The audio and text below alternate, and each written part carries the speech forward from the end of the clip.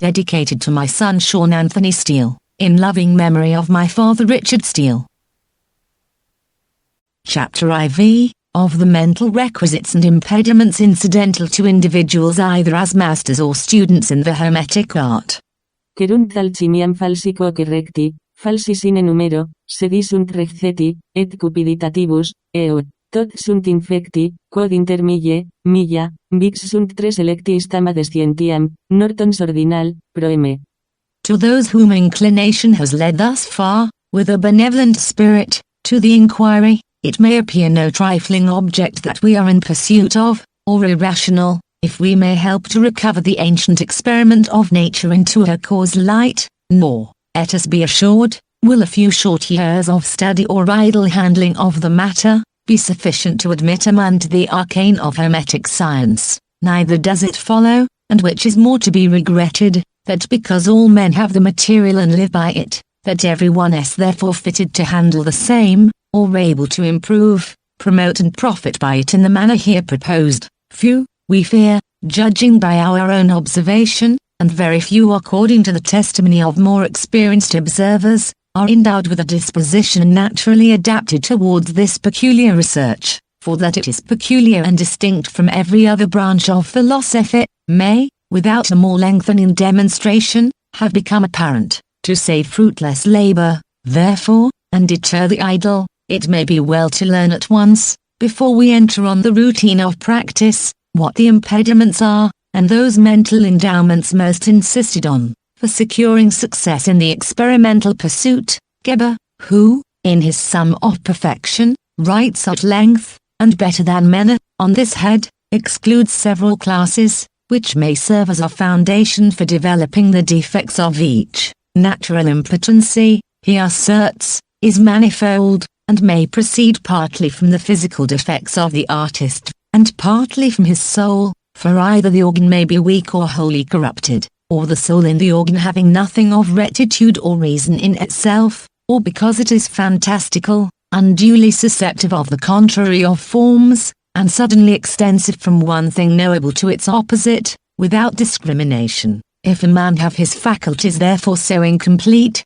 he cannot come to the completion of this work, no more either than if he was sick, or blind, or wanting in his limbs, because he is helped by those members, by mediation of which likewise, as ministering to nature, this art is perfected. And further on, respecting the impediments of mind, the Arabian continues, he that had not a natural sagacity and soul, searching subtly, and scrutinizing natural principles, the fundamentals of nature, and artifices which can follow nature in the properties of her action, cannot find the true radix of this most precious science, as there be many who have a stiff neck, void of ingenuity and every sort of perscrutination. Besides these, we find many who have a soul easily opinionating every fantasy, but that which they believe to be truth is all imagination, deviating from reason, full of error, and remote from natural law, because there is replete with fumaceties, it cannot receive the true intention of natural things. There be also, beside these, others who have a soul movable from opinion to opinion, and from will to will, as those who suddenly believe a thing and will the same, without any ground at all of reason, and a little after do believe another thing, and accordingly will another, and these, being so changeable, can ill accomplish the least of what they intend, but rather leave it defective. There be, moreover, others who cannot discern any truth at all to look after in natural things, no more than beasts, others again, who condemn this science and believe it not to be, whom, in like manner and together with the rest, this science contemns and repels from the accomplishment of this most pious work. And there are some besides who are slaves, loving money, who do affirm this to be indeed an admirable science, but are afraid to interposit the necessary charges. Therefore, although they approve, and according to reason have sought the same, yet to the experience of the work they attain not, through covetousness of money. Therefore our science comes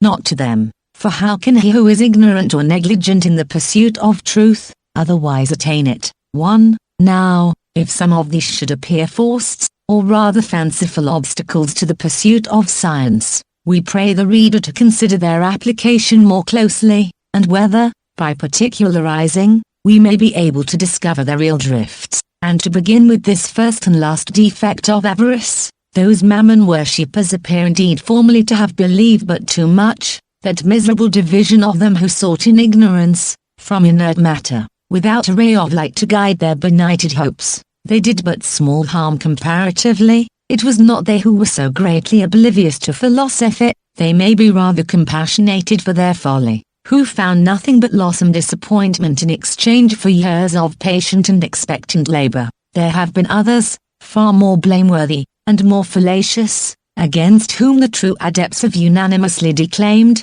depraved minds, that having entered, as Geber implies, by the right way of reason, forsook her guidance nevertheless, and basely entangling the clue of life, climbed by it into forbidden regions of self-sufficiency, and in the open face of truth, stole her young hopes, the first fruits of her divine ingrowth, and slew her there. Mammon led them on, Mammon, that least erected spirit that fell from heaven, for e'en in heaven his looks and thoughts were always downward bent, admiring more the riches of heaven's pavement-trodden floor, than aught divine or holy else enjoyed in vision beatific. 2.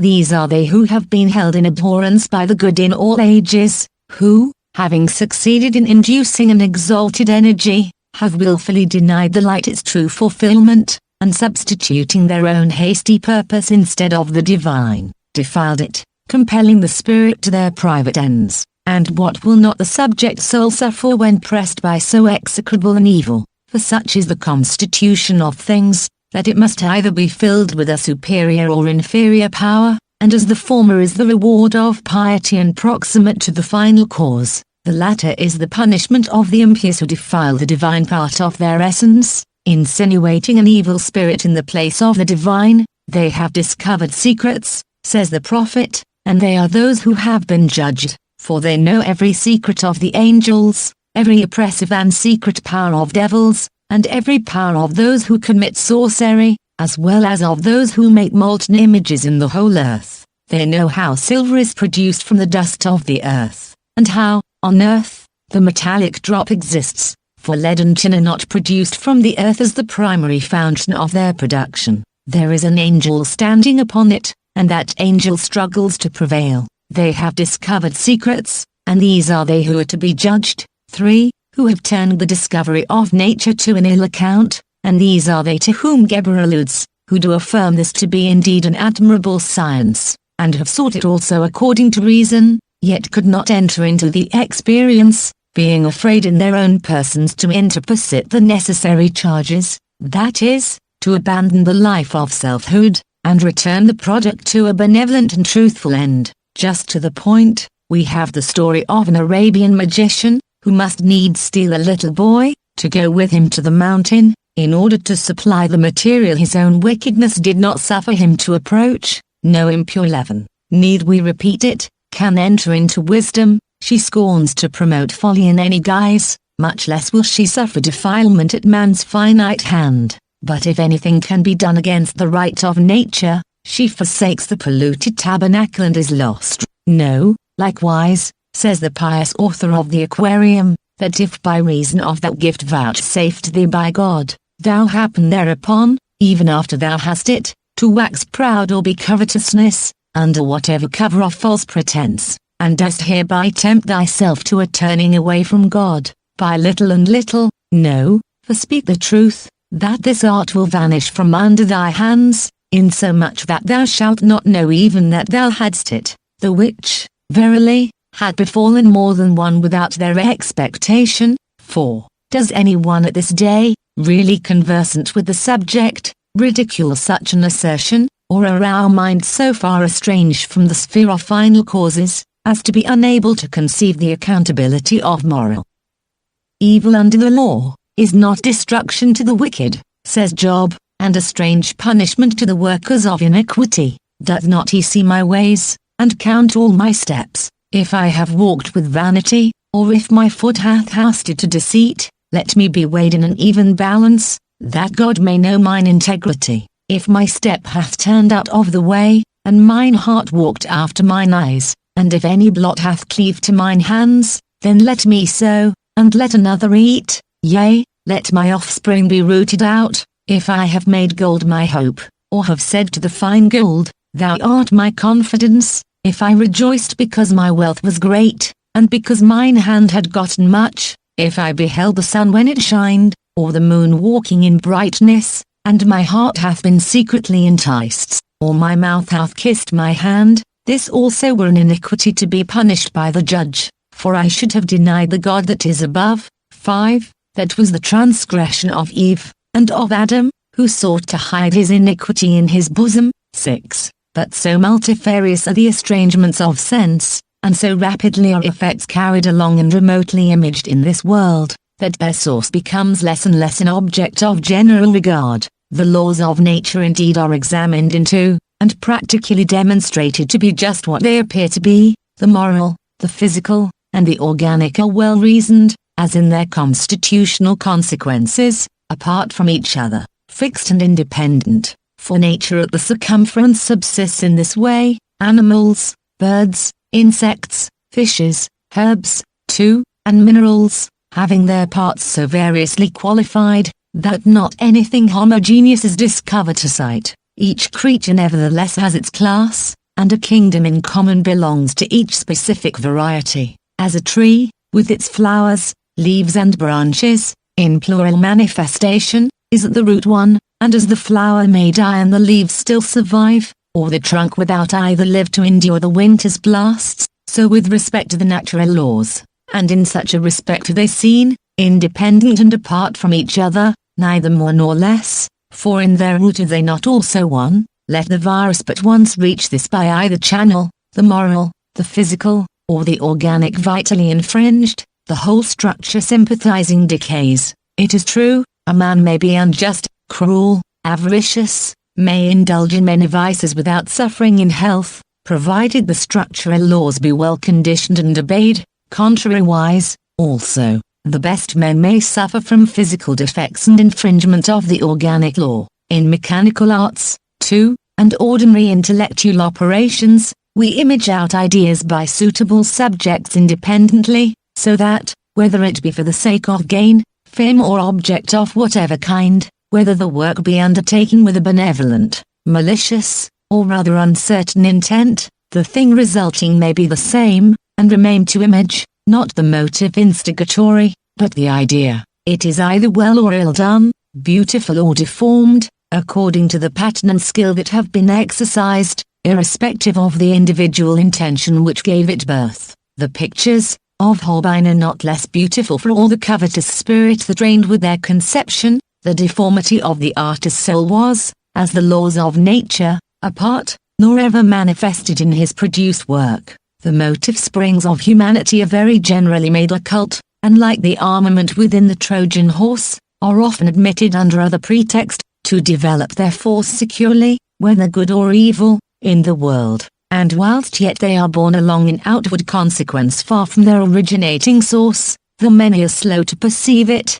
though they should retain all the while possibly, in the abiding purpose, the conscious regards of its own kind. But in alchemy, where the nature of things is altogether altered and ultimately reversed, final causes are of all things most manifestly revealed, and that in their immediate act and operation no less than in the effect. Here is no gathering of grapes from thorns, or figs from thistles, as in this life is attempted, but the intention is received back according to its kind most exactly, where the subject, object, and result, through every phase of life agree together, where the end is determinate from the beginning, as the beginning is by the end made manifest, without intervention or concealment in the ministering spirit throughout, springing directly from ourselves. This highly effective agent, even in the natural state, inclines, as the will directs, to image the conceived idea. How much more, when promoted through a second to a third of concentration,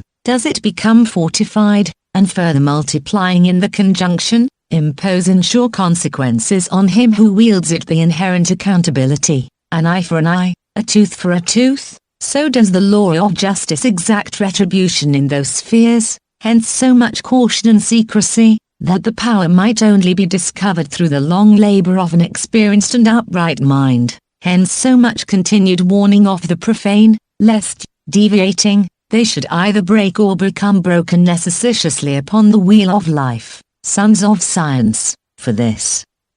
reason are the philosophers said to be envious, declares Hermes, not that they grudge the truth to religious or just men, but to fools, ignorant and vicious, who are without self-control and beneficence, lest they should be made powerful and able to perpetuate sinful things, for of such the philosophers are made accountable to God, and evil men are not accounted worthy of this wisdom. 7. Mace trifle, Merveillous, and Archimistire is a tincture of holy alchemy, a wonderful science, and secret philosophy, a singular grace and gift of the Almighty, which never was found, as witness we can, nor science was ever taught to man, but he were proved perfectly with space, whether he were able to receive this grace, for his truth, virtue and for his stable wit, which, if he fail, he shall never have it. Also no man should this science teach, for it is so wonderful, and so self-couth, that it must needs be taught from mouth to mouth. Also he must,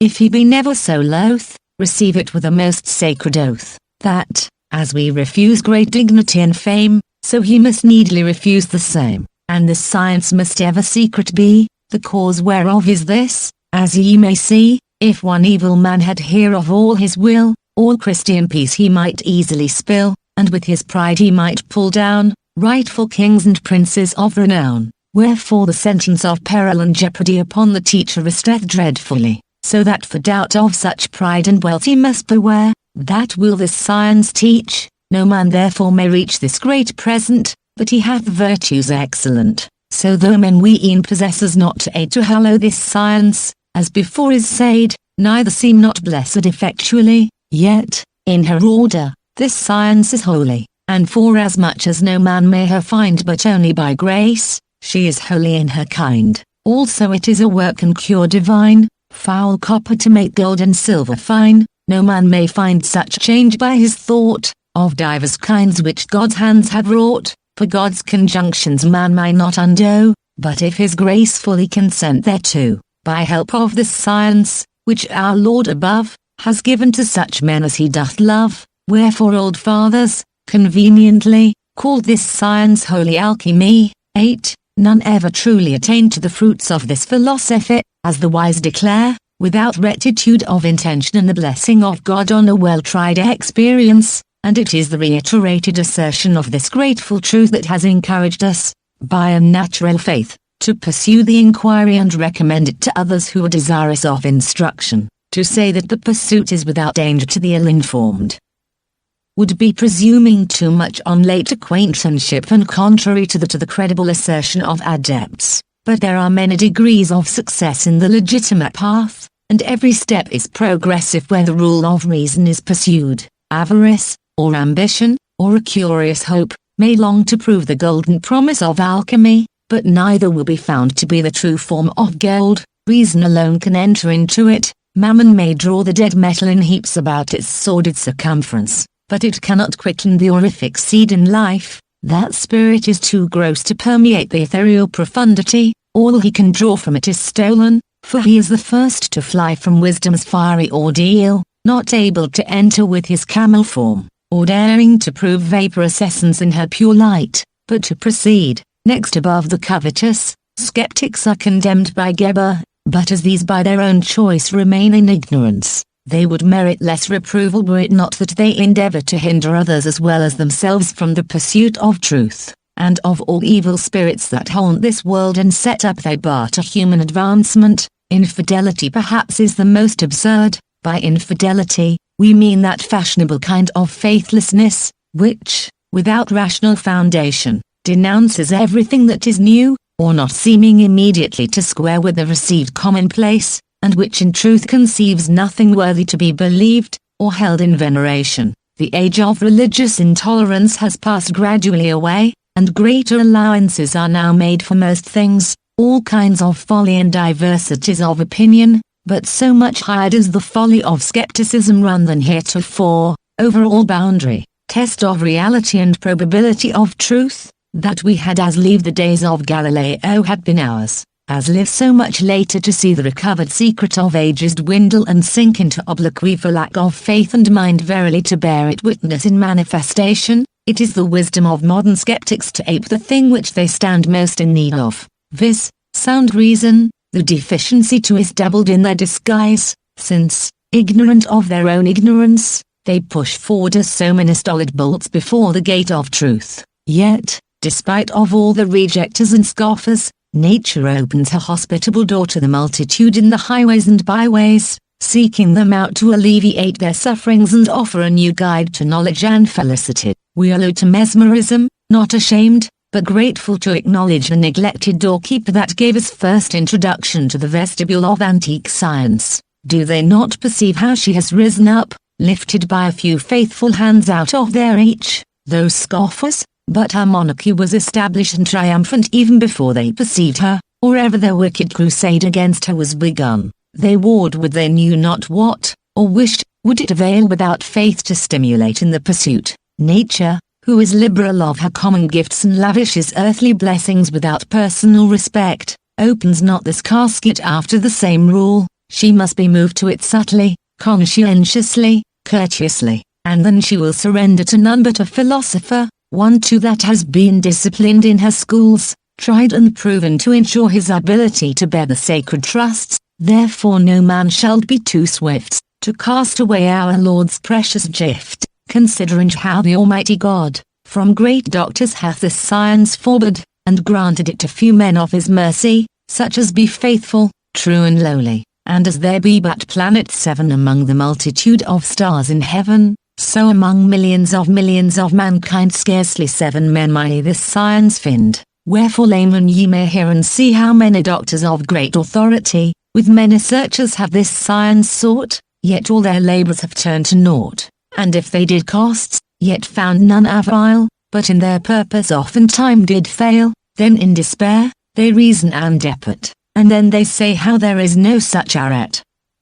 But famed fables, they name it they go, a false fond thing, they say it is also. Such men presume too much upon their mind, they ween there are wits sufficient this arret to find, but of their slander and words of outrage, we take thereof duly little charge, for such be not invited to our feasts, which weeneth themselves wise, and out leasts, albeit such men list not longer to pursue, yet is this science of alchemy full true, and albeit such men list not longer to pursue, yet is this science of alchemy full true, and albeit some proud clerks say nay, yet every wise clerk well consider may, how he which hereof lawful witness be, for it were a wondrous thing and quaint a man that never had sight to paint. How should a born blind man be sure to write or make good portraiture? To Bilpool's steeple might be Greek dubbed for such proud clerks to bring about, such might be apt to break their crown, ere they could wisely take it down.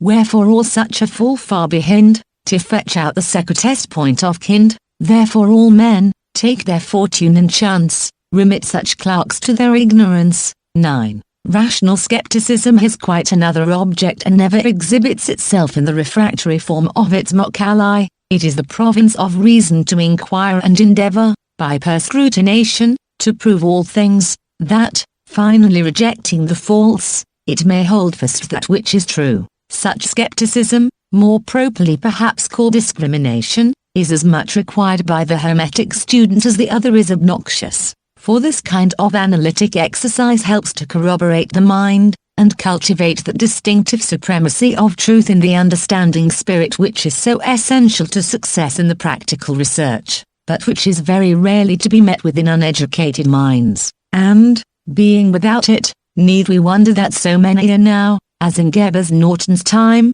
opinionative, unstable in purpose, willful and dissimulating, or that they who have never entertained the true ideal should fail to recognize the image when represented before their eyes. The searcher of nature ought to be, as she herself is, faithful, simple, patient, constant, giving his mind to the discovery of truth alone, hopeful and benevolent. It behoves him, also, who would be introduced into this hidden wisdom, says the Hermetic Master, to free himself from the usurpation of vice, and to be good, just, and of sound reason, ready at hand to help mankind, of a serene countenance, diligent to save, and be himself a patient guardian of the arcane secrets of philosophy 10. And if to these qualifications a convenient leisure be added, or may be hoped for progressively passing by a living experience into the light, but neither will a busy head nor a faithless heart, by impure hands, be able, nor does a vagabond inclination enter in by the narrow way of life,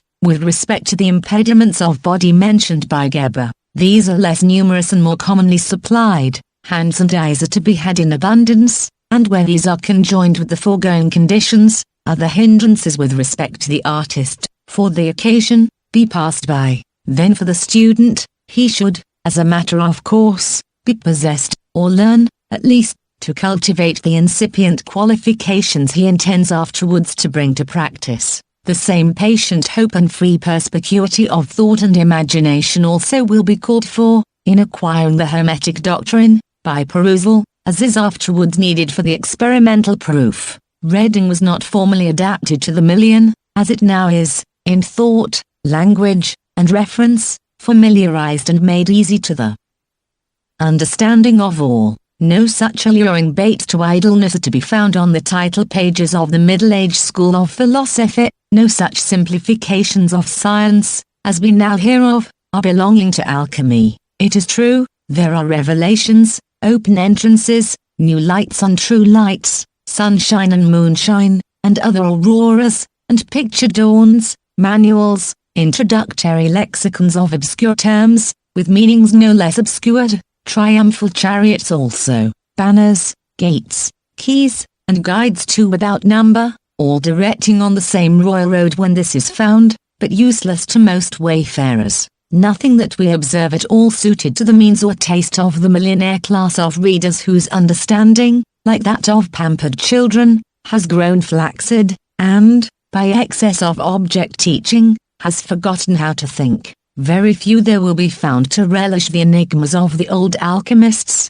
no thoughtless experimentalist, persisting in his mere senses, no hope for receipt-monger, sectarian fanatic, or fact idolater, no idling curiosity seeker, or dilettante imaginist, will find even his leisure well occupied in this pursuit. We warn them all, the subject is too abstruse, and too intricately dealt with, for the natural understanding to apprehend at first view. As the adepts indeed foretold, their records have proved like a curious two-edged instrument. To some it has cut out dainties, and to others it has only served to cut their fingers, yet are they not altogether to be blamed. It is not for the ignorant to blame the power of that which they do not learn how to handle, or would it not be a ridiculous thing, if some child or arrogant rustic were to denounce the language of astronomy, or say that chemistry was a vain science, and merely because the terms are not comprehensible without instruction? In almost all the records of alchemy, the inner sense is held aloof from the literal, and if, by hazard or benevolent design, the truth has escaped in plain discourse, it has been either slighted over or disbelieved. Thus Sendivogius relates it had frequently happened to him, that having intimated the art to some friends, word by word explaining it, they could by no means understand him, not believing, as he quaintly expresses it, that there was any water in our sea, and yet, says he, they would be accounted philosophers. Other instances of the same kind are given, amongst whom, Irenaeus, in the run of his allegory relates, there were a multitude of men, who, seeing my light in my hand, which they could not discern well, they being in that darkness which would not be enlightened, but, as through a thick cloud beholding my candle, judged it ominous, and left their stations, for their eyes with darkness and smoke were made so tender, that my candle overpowered them, and they could not bear its luster, therefore they, crying out, ran away. I mused much at this, continues the philosopher, how they could be in such Cimmerian darkness, and as I wondered, I bethought me, that they had with them another light, as it were, foxfire or rotten wood, or glowworms' tails, and with this they sat in consultation, reading Geber, Rhasis, and such whom I heard them name, and commenting on them, not without much pleasantness. Then I considered that the light which I had brought with me did not enlighten that place, but stood separated, as it were, from the darkness, and withal I remembered that there was once a light in the world, and the darkness comprehended it not, and that darkness I now perceived had a phosphor of its own, with which it seemed to its inhabitants to be wonderfully well enlightened. 11. This striking illustration of Irenaeus, in the outward application, bears not unaptly to our conclusion, that the abstruse light of alchemy is not fair for the understanding of all, neither is perceptible to the gross intelligence of the mass of mankind. But this singular fate of incredulity has seemed always to attend, lest folly or wilfulness, precipitously passing into practice, should either perish or break the divine legislation in inharmonious effects, and thus the art will probably continue concealed though many ages still, nor, except by a very few, be more accredited, though all early Christendom should rise up in attesting array to give it evidence. For what is truth to triflers, or light to the indifferent worldling, who cares not to be undeceived? How enlist him in a search so arduous, so uninteresting to his affection, and inimical to his self-love? No, wise in his generation, rather let him sleep on, for what would it profit him to learn to believe without the power of realizing any good, without a stable theory, and the desire of truth absolutely leading? All is mere vanity and a vexation of the spirit. It were much better for such to cease, than for this art to put them in press. Let such like butterflies wander and pass. All learn this lesson both now and later, following the sentence of this holy letter, attingens affinus quid finem fortiter, disponens omnia suaviter, that is prosid mightily to the end from the beginning maugre the fiend, all things disposing, in the mean space, with great suavity that cometh of grace, all short-witted men and mutable such must needs be variable, and some do every man believe, such credence that their coffers grieve, to every new tale of them told, they give credence and leave the old, but some lords be of stable wit, such only be apt to finish it. 12. Adepts all therefore advise discretion, and are circumspect in their revealments, lest that, which in the hands of a philosopher becomes most precious, should be otherwise made worthless, or worse than all. He that understands, says the royal artist, let him understand and advance, but let him that cannot, be ignorant still, for this treasure is not to be bought with money,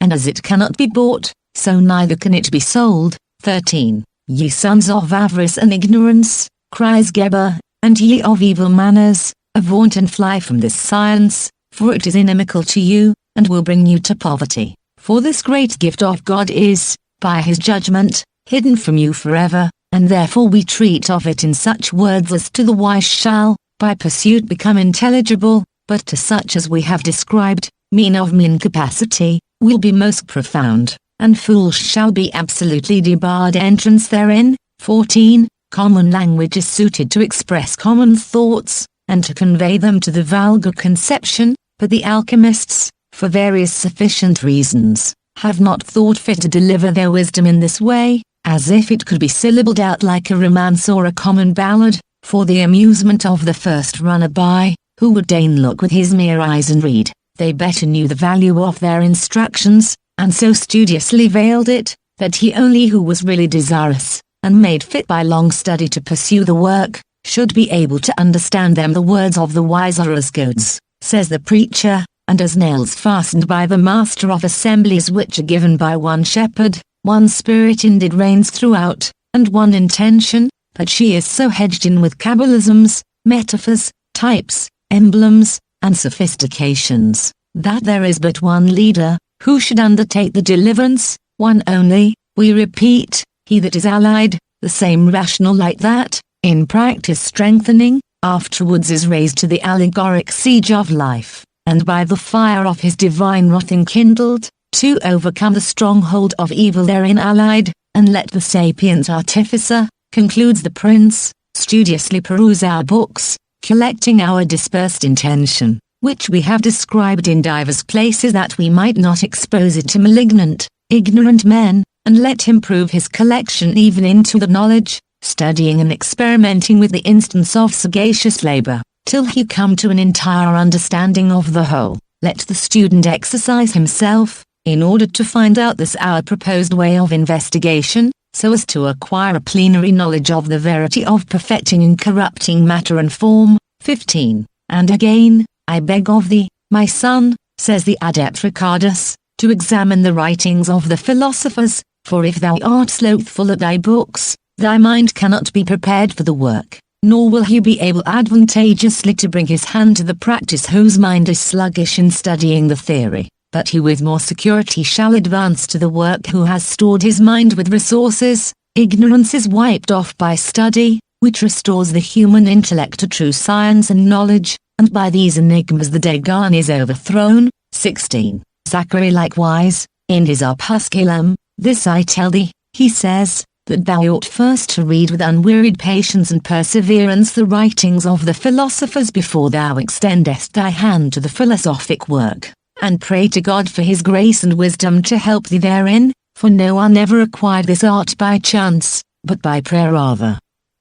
than by other means. Mediums nevertheless are to be employed. 17. Pray, says Sendivogius, pray, but work. God indeed gives understanding, but thou must know how and when to use it. 18. Arnold, in his Rosary, mentions 3 requisites, viz., subtlety of mind, manual skill, and a free will for the operation. 19. To which Lully, likewise adds a sufficiency of the divine favor, and books to open the understanding and give it zest for truth. 20. The author of the Lucerna Salis, moreover, agrees that in order to acquire this science study is required in the beginning, and meditation, that a good foundation may be laid, for that without this God does not reveal his grace nor unless he be prompted thereto by the fervent prayers of him who desires so signal a favor. He does not either grant it immediately to any person, but always by mediate dispositions, to wit, by instructions and the labor of the hands,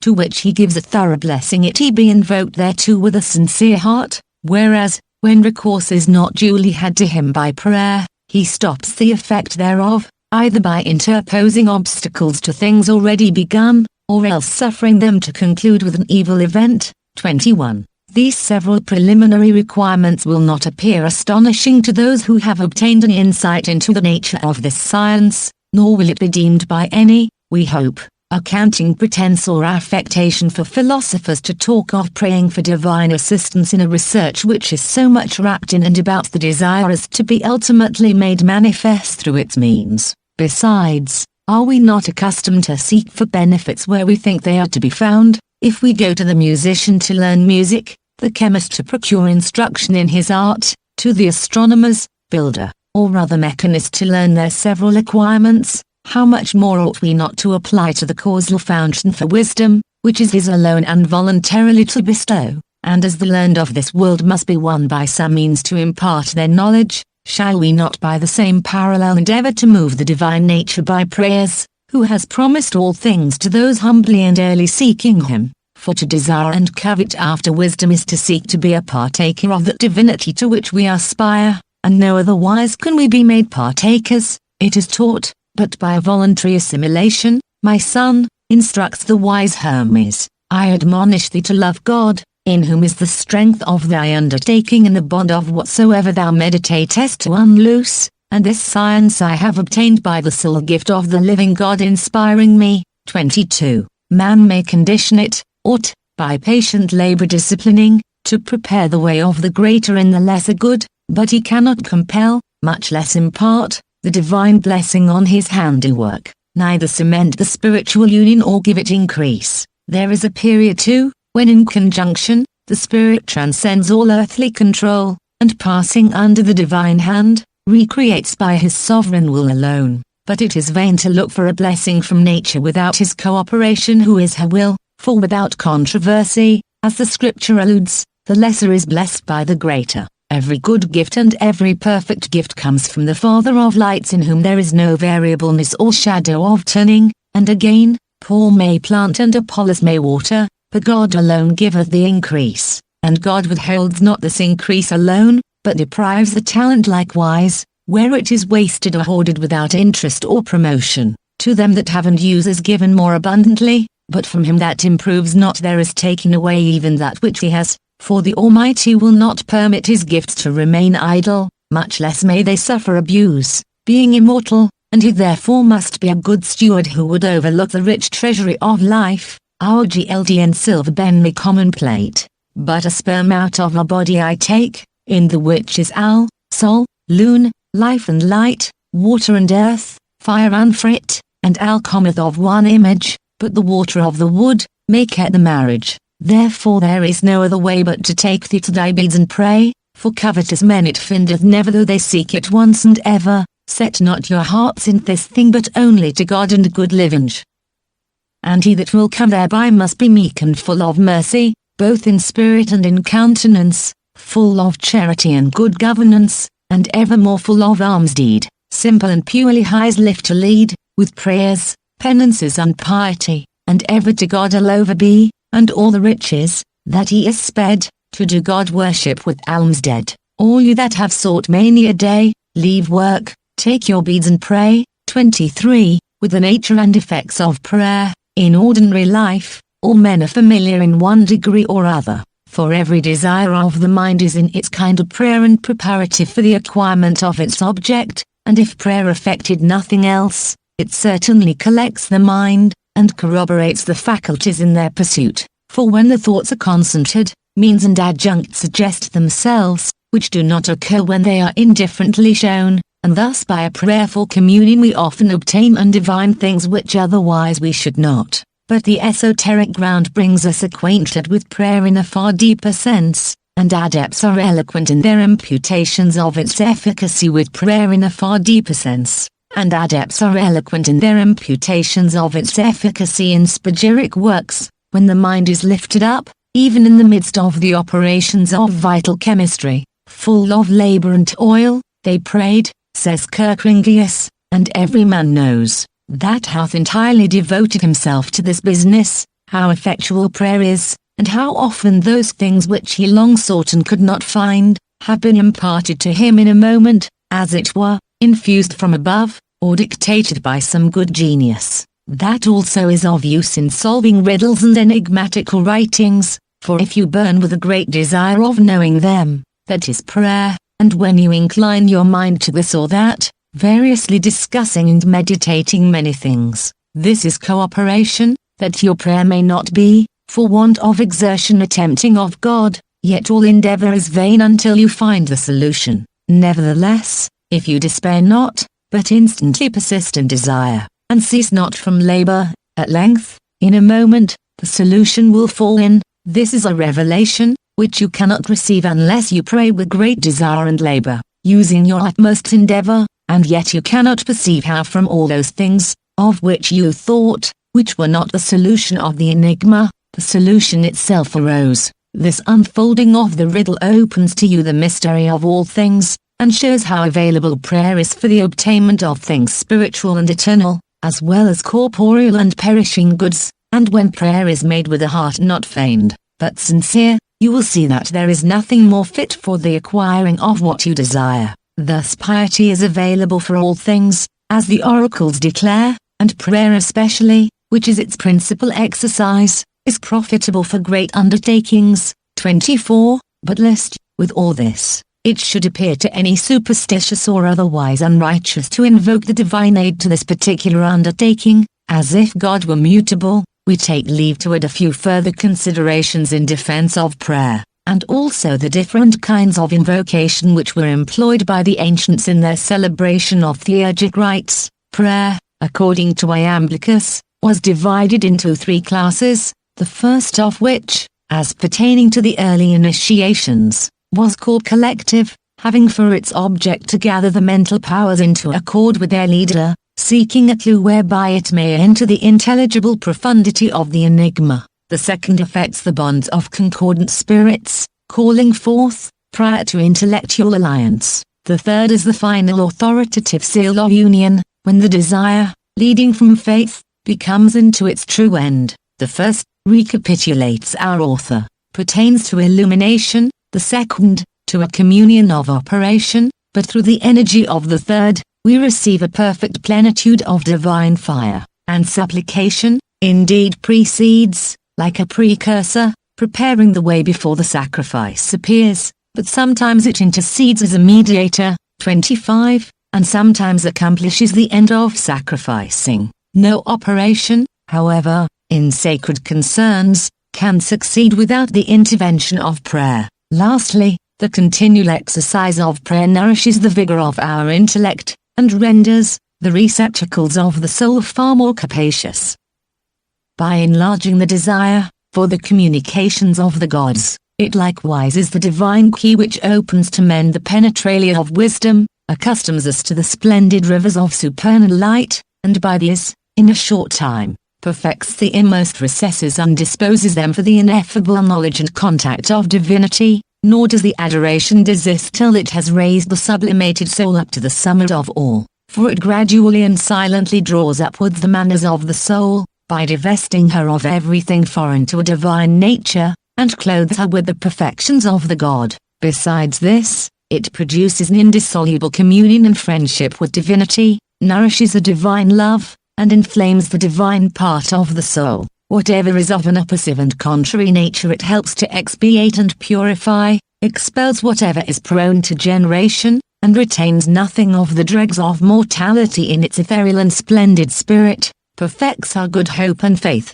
concerning the reception of divine light, and in one word, renders those by whom it is employed the familiars and domestics of the gods. 26. Such then being the advantages of prayer, and such the connection of adoration with sacrifice, and the end of theurgic sacrifice is a conjunction with the demiurgic intellect, hence does it not follow, that the benefit of prayer, if we concur at all in opinion concerning these things, is of the same extent with the good which is conferred by such an alliance, and these three terms of adoration, in which, according to the authorities, all the divine measures are contained, not only conciliate the warring elements of life, but extend to man three supernal benefits, as, translated from one form of perfection to another, life progresses bringing forth an offspring to be sacrificed on the alternating confines of each, as it were three Hesperian apples of gold, and thus the end of all adoration is attained,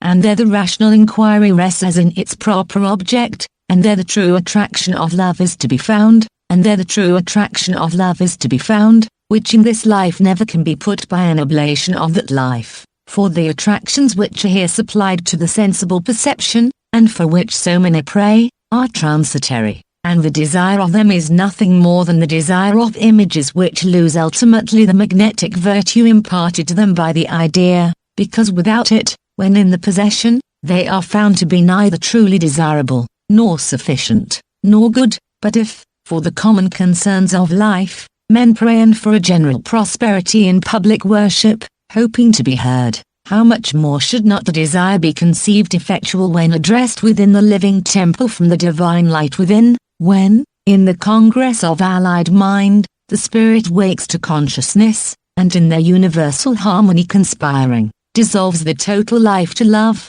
I called upon the Lord, exclaims the psalmist, and he heard me out of his holy temple, and my cry came before him, even unto his ears. I prayed, and understanding was given to me. I called upon God, and the spirit of wisdom came to me, and hence it may more readily be conceived, how prayer and self-sacrifice conspiring, mutually corroborate and confer on each other a perfect efficacy in divine works, since, even matter itself is said to be extended to the desirable, that is, to the good, and through this desire is filled as many goods as it is able to participate, and when things have run up so far as to this sufficiency they become tranquil in it, and are liberated from the parturitions, and the desire which they naturally possess. Neither will it therefore be proper to omit any part of this concord, or deny any faculty of the mind its due exercise in the preparation, since these diversified parts of the spirit are in the renascent harmony made one. Thence are gained to be evolved in Catholic procession to complete the equilibrated circle of their law, and this much may suffice concerning the nature of prayer, and the corroborative efficacy of the human will, acting in concert with its final cause to fulfill it, the next difficulty presenting itself to the mind of the student, after he has obtained a general knowledge of the Hermetic ground, with a hopeful desire to commence operations, has been to find suitable assistance in the undertaking. Many have halted there a long while unprofitably, for it is evident that without a subject to work with and reciprocate the design it remains abortive, as a statue in the conception without the marble to give it utterance.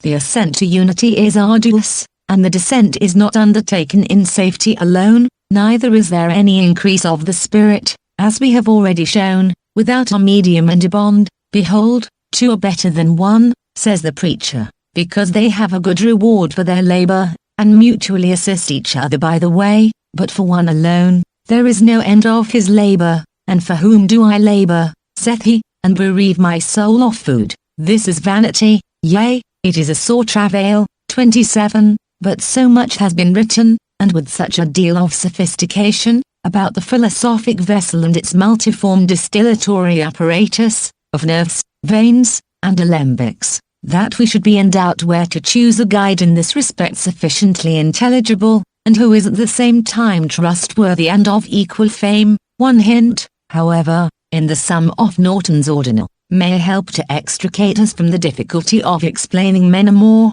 which are full dirk, to ordain instruments according to the week, as every chapter hath divers intents, so hath it divers instruments, both in matter, also in shape, in concord that nothing may mishap, as workers of division and separation have small vessels for their operation, but vessels broad for humectation, and some deal broad for circulation, but long vessels for precipitation, but short and long serve sublimation, narrow vessels and 4 inches high serve correction most properly. Of vessels some be made of lead, and some of clay both quick and dead. Dead clay is called such a thing, as hath suffered great roasting, such meddled in powder with good raw clay will fill abide and not go away, but many clays will leap in fill. Such for vessels do not desire. Other vessels be made of stone, for sufficient, but few or none, among workmen, as yet is found in any county of English ground, which of water nothing drink shall and yet abide dry withal.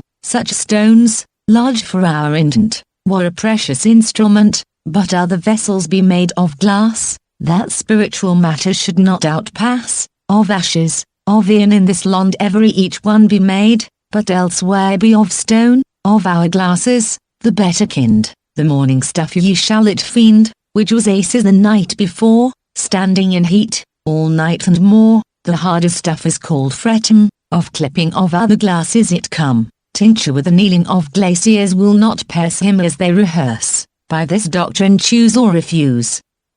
Take that which you will unto your use, for in figures of vessels kind, every man followeth his own mind. The best fashion is ye may be sure, she that concordeth with vessel of nature, and figure that best concordeth with quantity, and with all circumstances, to matter best is she, and this sheweth best Albertus Magnus, in his book De Mineralibus. Hereof a secret disclosed was, by my good master, to more or less, sing, si deus non didicit nobis vas nalda dicit, and that is glass. 28. The spirit finally constructs its own vessel and vitrifies it, and since the artist is at liberty to make choice according to convenience of his instruments in the beginning, and each one would be likely to vary in his preference, we avoid a superfluity of description. Besides, of the many that may be called together, at first, few, it will be understood, are chosen to proceed beyond the exigencies of the preliminary gross work, and them, will they not speak for themselves? Those philosophic vessels, like the planks of Argo, on occasion, are still oracular, being felt for the self-same ground too, in the same classic grove, made vocal by Apollo, and methinks few potters within this realm, have made at any time such cunning ware, as we, for our science, do fashion and prepare. Few ever form such, nor the like of them, yet they are plain without wrinkle or hem, one within another. It is a pretty feat, the third without them to guide up the heat. First then with the potter thou must begin, which cannot make what he had never seen, in order that thy vessels be made to thy mind stand by while he worketh more surety to find and show him what to do by some sign or similitude, and if his wits be not too dull and rude, he will understand what thou dost mean. 29. A humorous story is related in continuation, by this author, of the difficulties he met with in the practice from indifferent assistants, and how, after so much vexation and loss of time, he was obliged to take the whole of the manual labor upon himself, for servants do not passe, how our work to frame, but have more delight to play and to game. A good servant, saith Solomon, let him be unto thee, as thine own heart, in each degree, for it is precious a faithful servant to fiend, not reckless, but sober, wise and quiet, such a one were even for my diet. 30. The value of such assistance may be better appreciated when we come to speak of the preparatory practice which Norton, naively, and without much envy, describes, enumerating also the needful qualification and numbers of individuals employed about the gross work, as follows. The second concord with this arret is, when ye can find apt ministers, no minister is apt to this intent, but he is sober, wise, and diligent, true, and watchful, and also timorous, close of tongue, of body not vicious, cleanly of hands, in touching curious, not disobedient, neither presumptuous. Such servants may your works of charge minister, and save from all outrage, but trust me that 2 such servants or 3 may not sufficient for your work be. If your matter be of quantity reasonable, then 8 such servants be convenable, but upon little quantity, find ye shall 4 men able to perform all, then 1/2 of them must work while the other half sleepeth or goeth to kirk. For of this arret ye shall not have pray, but it be ministered as well by night as day, continually, except the Holy Sunday alone, from evensong begin till evensong be done, and while they work they must needs eschew or ribaldry, else they shall find this true, that such mishap shall them befall they shall destroy part of their works or all. Therefore all the ministers must be men, or else they must all be women. Set them not occupied with another, though some to you be sister or brother, yet there must have some good disport, their great labours to recomfort, then nothing shall better avance your work than shall this concordance. Yet instruments useful there be more, as be furnaces ordained therefore. Oldman imagined for this arret a special furnace for every party, every each devising after his own thought, but many furnaces of them be naught, some were too broad, some too long, many of them did nature wrong. Therefore some furnaces may well be used, but many of them must be refused. 31. The true furnace has been described as a little simple shell, thou mayst easily carry it, says Vaughan, in one of thy hands, the glass is one, and no more. But philosophers have so too, and so mayest thou. As for the work itself, it is no way troublesome. A lady may read the Arcadia, and at the same time attend this philosophy without disturbing her fancy. For my part, continues the philosopher, I think women are fitter for it than men, for in such things they are more neat and patient. And again, in the L'Homme Illumine, the excitation of the fire is a very trivial, slight, almost a ridiculous thing. Nevertheless, all the secrets of corruption and generation are therein contained. 32. Geber calls this furnace Athena, and from his example, others have described the same with a misleading subtlety, little commendable or instructive to any. But who now hath the power, the working, and kind of every furnace? He may well truth fiend, but he which thereof dwelleth in ignorance, all his work falleth upon chance. No man is sure to have his intent without full concord of arret with his instrument. Many more instruments occupied ye shall see than in this chapter now rehearsed be, which ye must ordain by good or sad advice, and prove them beforehand, if ye be wise. 33. After showing that indeterminate instruments must be employed in the beginning, until the determinate shall declare themselves as by the Spirit they are proved fit, Norton proceeds in due order to point out the best local and other outward circumstances for carrying on the different hermetic operations, as follows. The 4th concord is full notable between this arret and places convenable. Some places must needs be evermore dree, close from air and no ways windy, some must be dark and dim of sight, in which sunbeams none may light, but for some place, the truth so is, they cannot have too much brightness. Some places must needs be moist and cold, for some works as ought is told, but in our works in very place, wind will hurt in every case, therefore for every work in season ye must ordain places by reason. Philosophers said, by their engine, how it should be wrought within locks 9. Astrologers said it was a grace to find a fitting working place, for many things will wondrous do in some places and elsewhere no so, but contrary wonders be of one thing. In contrary countries wrought without leasing, whereof none to her cause may appear, but only contrary places of the sphere, where 2 places contrary of the ground, to them concordant and obedient be found. Hereof great evidence and witness full clear, in the magnet stone openly doth appear, whose north point draweth towards his country, which under the south star driveth needles away, found some places concordant, some places not. 34. Secrecy having been a principal object with those practicing this art, difficulty was found often to secure this, and at the same time supply the other conditions, which vary with the constitution and instinct of the spiritual guide. Just such a locality as Virgil appointed for his bees, has been mentioned as desirable with all his appropriate allegorical exceptions of corrupt and evil associates. Strong currents of error well known to disturb communion, and the entranced subject is more or less susceptible of all imaginative impressions, which, even after their act has passed away, hang and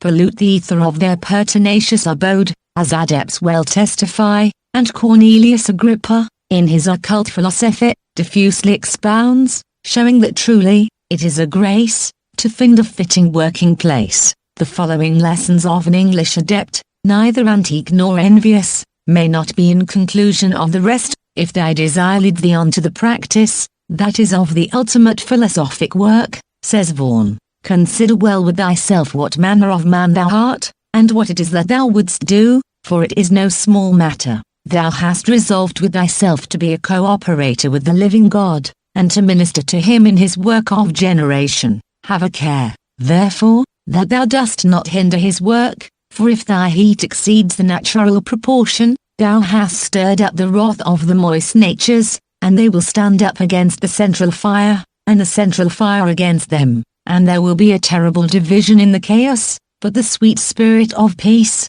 the true eternal quintessence, will depart from the elements, leaving both of them and thee to confusion. Neither will he apply himself to that matter as long as it is in thy violent destructive hands. We should always remember that doctrine of Zeno, that nature gave us one tongue and 2 ears, that we might hear much and speak little. Let not any man therefore be ready to vomit forth his own shame and ignorance. Let him first examine his knowledge, and especially his practice, lest upon the experience of a few violent knocks he presume to judge of nature in her very sobrieties. But if thou knowest the principal first matter, know also for certain thou hast discovered the sanctuary of nature. There is nothing between thee and her treasures but the door, that indeed must be opened. Have therefore a charitable seraphic mind, charitable and not destructive to thyself. There is in every true Christian a spice, I will not say a grain, of faith, for then we could work miracles,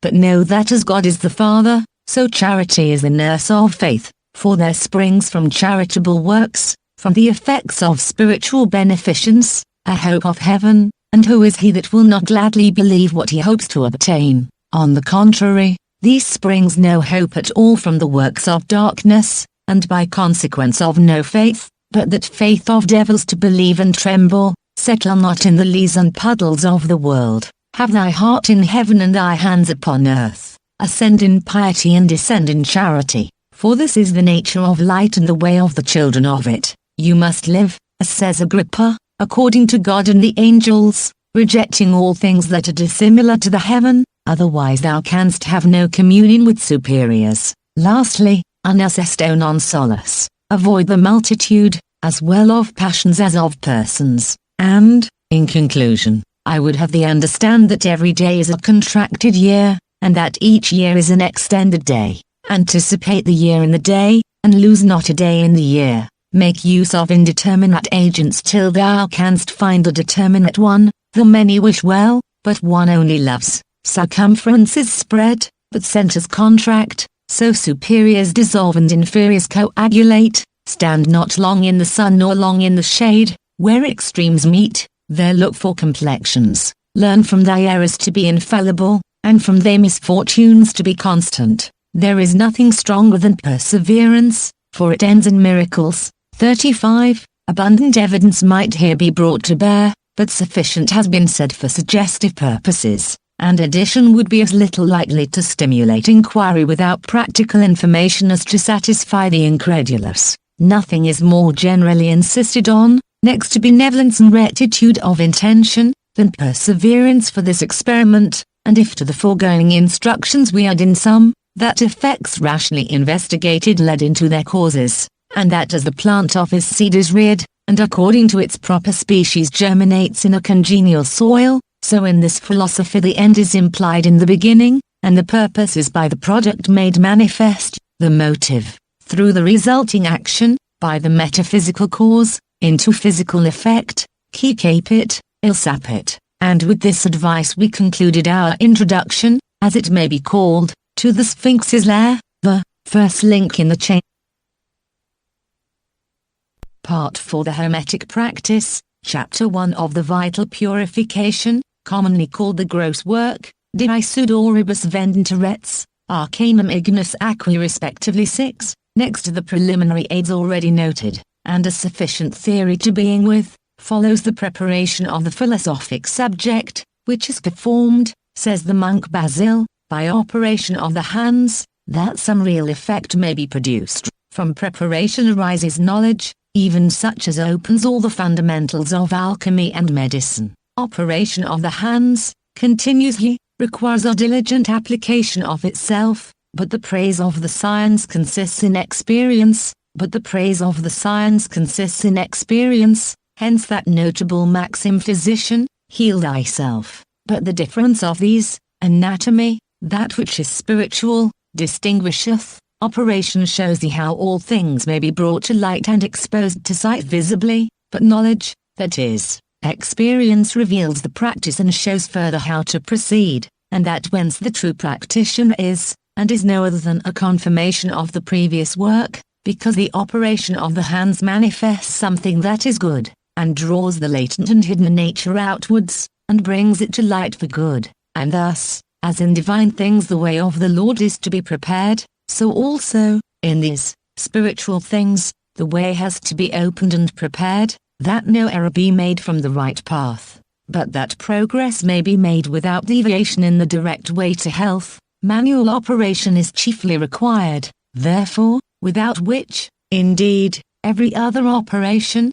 like a ship without ballast, floats and is uncertain. But it is difficult to express this with a pen, for more is learned by once seeing the work done, than can be taught by the writing of many pages. 1. Although the alchemists have written diffusely on the manual practice, and delivered many keys, whereby, as they say, we may enter into the sanctuary of philosophy and open her interior recesses, yet the first way of approach and shut entrance to these has not been unfolded, nor would it be possible, we think, for anyone to discover the practice from their books alone. For although it is called a play of children, and represented as a very trivial, slight, almost a ridiculous thing, one linear decoction throughout and dissolution by line, yet neither instinct nor reason would probably suggest, without instruction, the tractive artifice now made publicly easy of entrancing the senses in their own media light, but recent observation has proved various means of effecting this,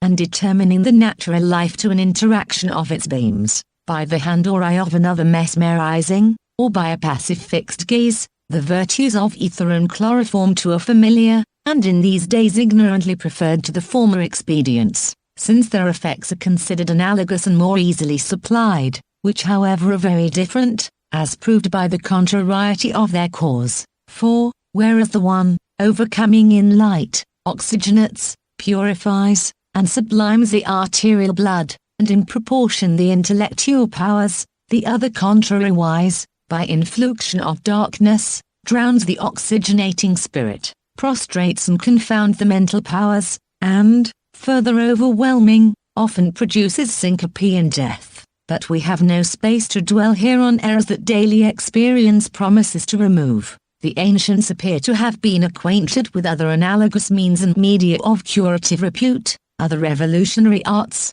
too, by which the human spirit may be involuted and converted to its proper spheres. But to effect this was, as we have repeatedly shown, a beginning only of the Hermetic art. The medium in its natural state is volatile, immanifest, fantastic, irrational, and important, compared with what it subsequently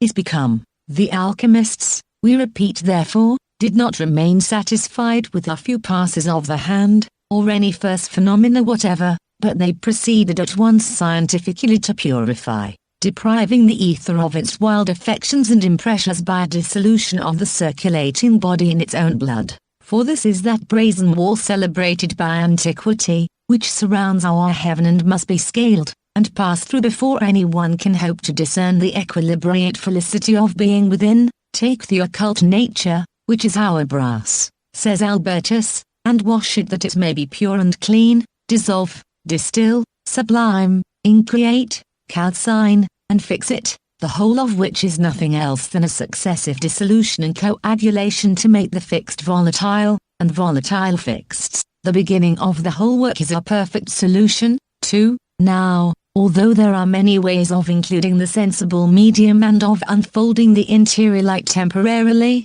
yet for the purification we read but of one way, called by the Adept's Manual, and their linear way, which supersedes all other from beginning to end of the dissolution, and, according to their general testimony, and for other explicable reasons, we judge that the hand was the instrument employed, not only to impart the spirit as our natural gift, but by a continual mechanic trituration, as it were, to dissolve and ultimately obliterate its innate defects. The mercury of the philosophers, says Lully, comes not but by help of ingenuity, and the manual operations of man, and Vaughan says, nature is not moved by theory alone, but by sagacious handicraft and human assistance. Nature cannot of herself enter into the dissolution, says the author of the Philem Ariadne, because she has no hands. The hand, says Van Helmont, is the instrument of instruments, which the soul likewise useth, as a means by which it bears its image into operation.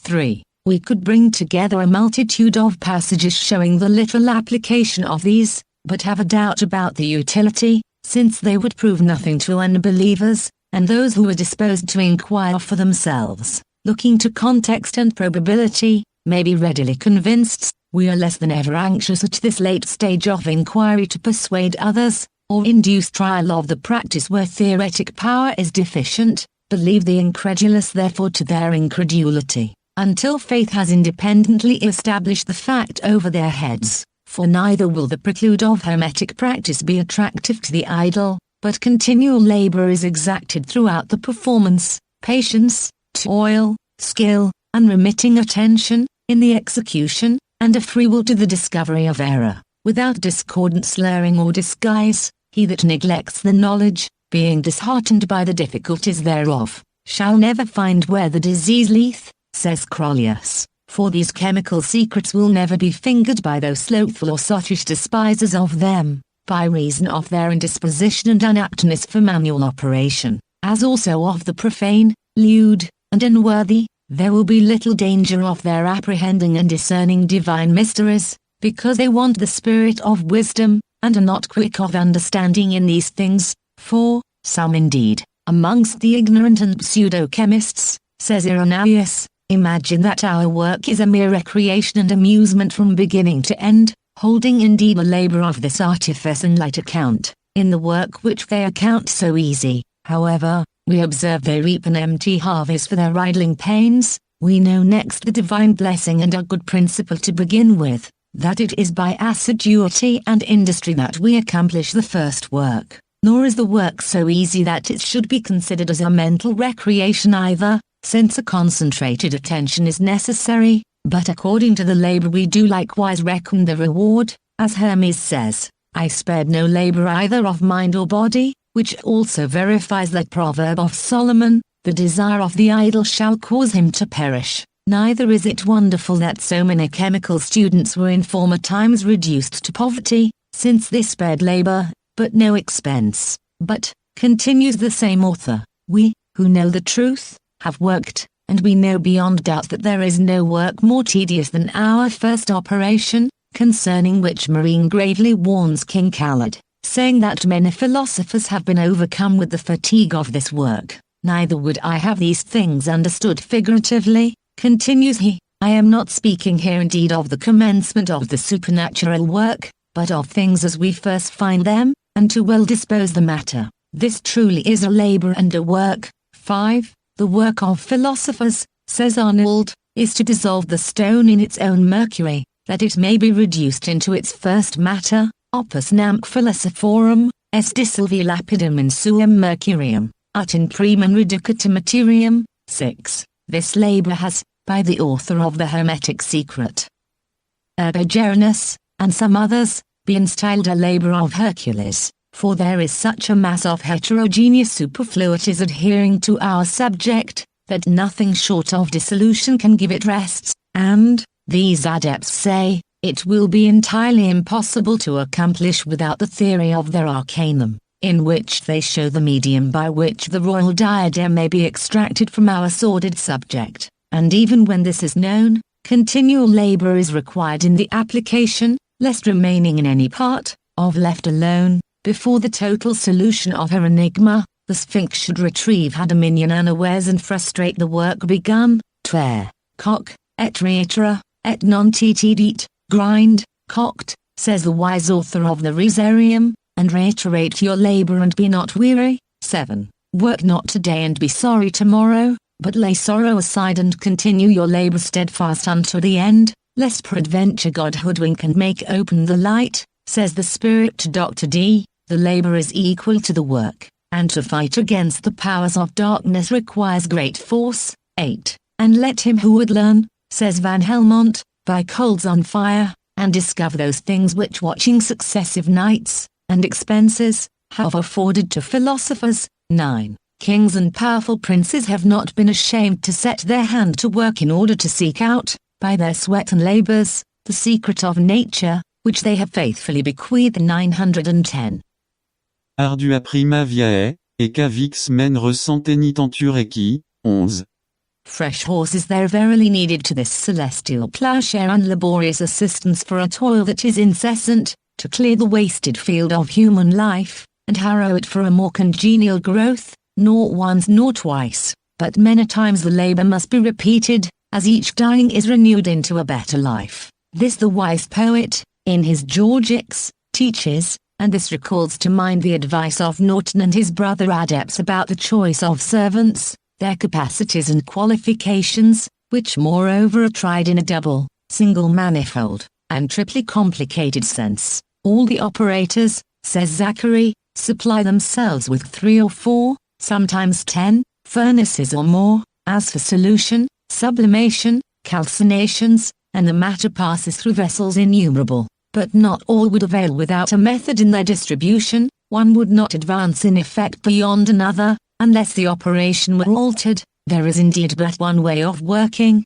in one matter, one linear way throughout, one vessel uniform throughout, except removal, unicus operandi modu in unico vars, in unica fornacula, praeter emotionum, donic decoctio completa. 12. The preparing spirit dissolves the body of light, and cleanses it from the corrupting causes, and extracts a second spirit subsisting and tinging in the body, and reduces the bodies by dissolution into itself. And these, says the adept, are the advantages of the spirit preparing its body and extracting from it the tinging spirit. For this argent vive was at first gross, unclean, fugitive, being mingled with extraneous sulphurs, but by the operation of art it was cleansed and renewed, and coagulated by its own internal sulphur, red and white, and is double, not viscous, but acidulated, subtle, and very penetrative, resolving the body's mineral. But our evidence runs in advance, as we remark by the way that this argent vive, which is decocted linearly, is generated pontically, as it were by a reciprocal alternation, distributing its advanced virtue by hand to hand, and know, say Irenaeus, that the exact preparation of the philosophic eagles may be considered the first degree of perfection in this art, in the knowledge of which there is required also some sagacity of mind, for do not suppose that this science has become known to any of us by chance, or by a happy guess of the imagination, but we have worked and sweated daily, and passed many sleepless nights, much labor and sweating truly we have undergone in the pursuit of truth. You, therefore, that are but beginning, as a tyro, in this study, be assured that nothing can be achieved in the first operation without sweating and much labor. In the second, however, nature alone operates, and without any imposition of hands, by the sole assistance of a well-regulated external fire. 13. Avicen, in Porter, wrote, if ye remember, how ye should proceed perfection the engender, truly teaching as the pure truth was. Commodus at bibus at commodor, eat as it drinketh and drink as it doth eat, and in the mean season, take it a perfect sweet. Rhasis set the dietary and spake some deal far, non time and commodor res festinenter, let not your matters eat over hastily, but wisely consume their food leasily. Hereof the prophet made wondrous mention, if ye apply it to this intention visitasti terram et inebriasti multiplicasti locuplataim, terram fructiferum in sol sugenum et terram sine aqua in exitus aquarum. If I have plenty of meat and drink, men must wake when they desire to wink, for it is labor of watch and pains great, also the food is full costly meat. Therefore all poor men beware, says Arnold, for this art longeth to greet men of the world. Trust to his words, ye poor men all, for I am witness, so ye find shall. Esto longanimus et suavis, said he, for hasty men the end shall never see. The length of cleansing matters infected deceiveth much people, for that is unsuspected. Excess of 1/2 quarter of an hour may destroy all, therefore chief succor, in primo pro quo et ultimum pro quo, non to know the simperings of our stone, till it may no more simper do, nor cease, and yet long continuance may not cause increase. Remember that water will bubble and boil, but butter must simmer and also oil, and so with long leisure it will waste, and not with bubbling made in hastes. 14. Frequent advices are given against haste in the preparation, lest the centers should be stirred up before the circumferences are ready to conceive them, and we may observe that Oedipus, he who of yore overcame the Sphinx, was lame and impotent in his feet, signifying by this, amongst other abstruse allusions, that we should not make too much haste to the solution of her riddle, lest she should expound herself without a proper understanding unawares. Alciatus, painting a dolphin wreathed about an anchor, for an emblem, wrote these words, Festina lenti, make not too much haste, which admonition applies not only well to the common affairs of life, but especially to the trituration of the philosophic subject, which ought to be slow, gentle, and continuous. Gutta cavat lapidem non vi sed saepe cadendo. And therefore the adepts, again and again, admonish and caution, lest by too great excitation the internal agent awakening should cause a disseveration in the chaos, and the two principles stand up one against the other, before the intended mastery is secure cause. Therefore, wings to be prepared for the Matu by Juno, Bacchus, and Vulcan, but as you love your life, says Basil, permit it not to fly suddenly, rather deliver it to Mercury, to be instructed by him gradually to accustom itself to flying, yea, bind it with a cord, lest, as a bird got out of its cage and past your reach, it through ignorance approach too near the sun, and like Icarus, having its unproved feathers burned, fall headlong into the sea, but after you have detained it for its due time, loose its bonds towards which all sons of art aim to. Arrivers to their long desired and sought for harbor. 15. Take the flying bird, says Hermes, and drown it flying, and divide and separate it from its redness, which holds it in death, draw it forth and repel it from itself, that it may live and answer thee not by flying away indeed to the region above, but truly by forbearing to fly. For if thou shalt deliver it out of its prison, after this thou shalt govern it according to reason and according to the days specified, then it will become a companion to thee, and by it thou shalt become an honored lord. Extract from the ray its shadow and its obscurity, by which the clouds hang over it and corrupt, and keep away the light, by means of its constriction also and fiery redness it is burned. Take, my son, this watery corrupted redness, which is, as a live coal holding the fire, which if thou shalt withdraw so often until the redness is made pure, then it will associate with thee, by who it was cherished and in who it rests. 16. He that would seek tincture most specious, must needly avoid all things wild and vicious, of manifold means each hath his property to do his office after his degree, with them hid things be outset some that will help, and some that would let. Who would have true work may no labour spare, neither yet his purse, though he make it full bare, and in the gross work he is furthest behind, that daily desireth the end thereof to find. If the gross work with all his circumstance were done in 3 years it were a blessed chance. 17. This is meant chiefly in reference to the second operation, and the periods are often to be understood metaphorically with respect to the discovery of the philosophic salt. Some have met the light sooner, some later, and the natural periods are protracted by faulty conditions from the commencement, by the indisposition of patients, as by the ignorance of agents, which things are more or less implied. Years have been employed by some in the preparation,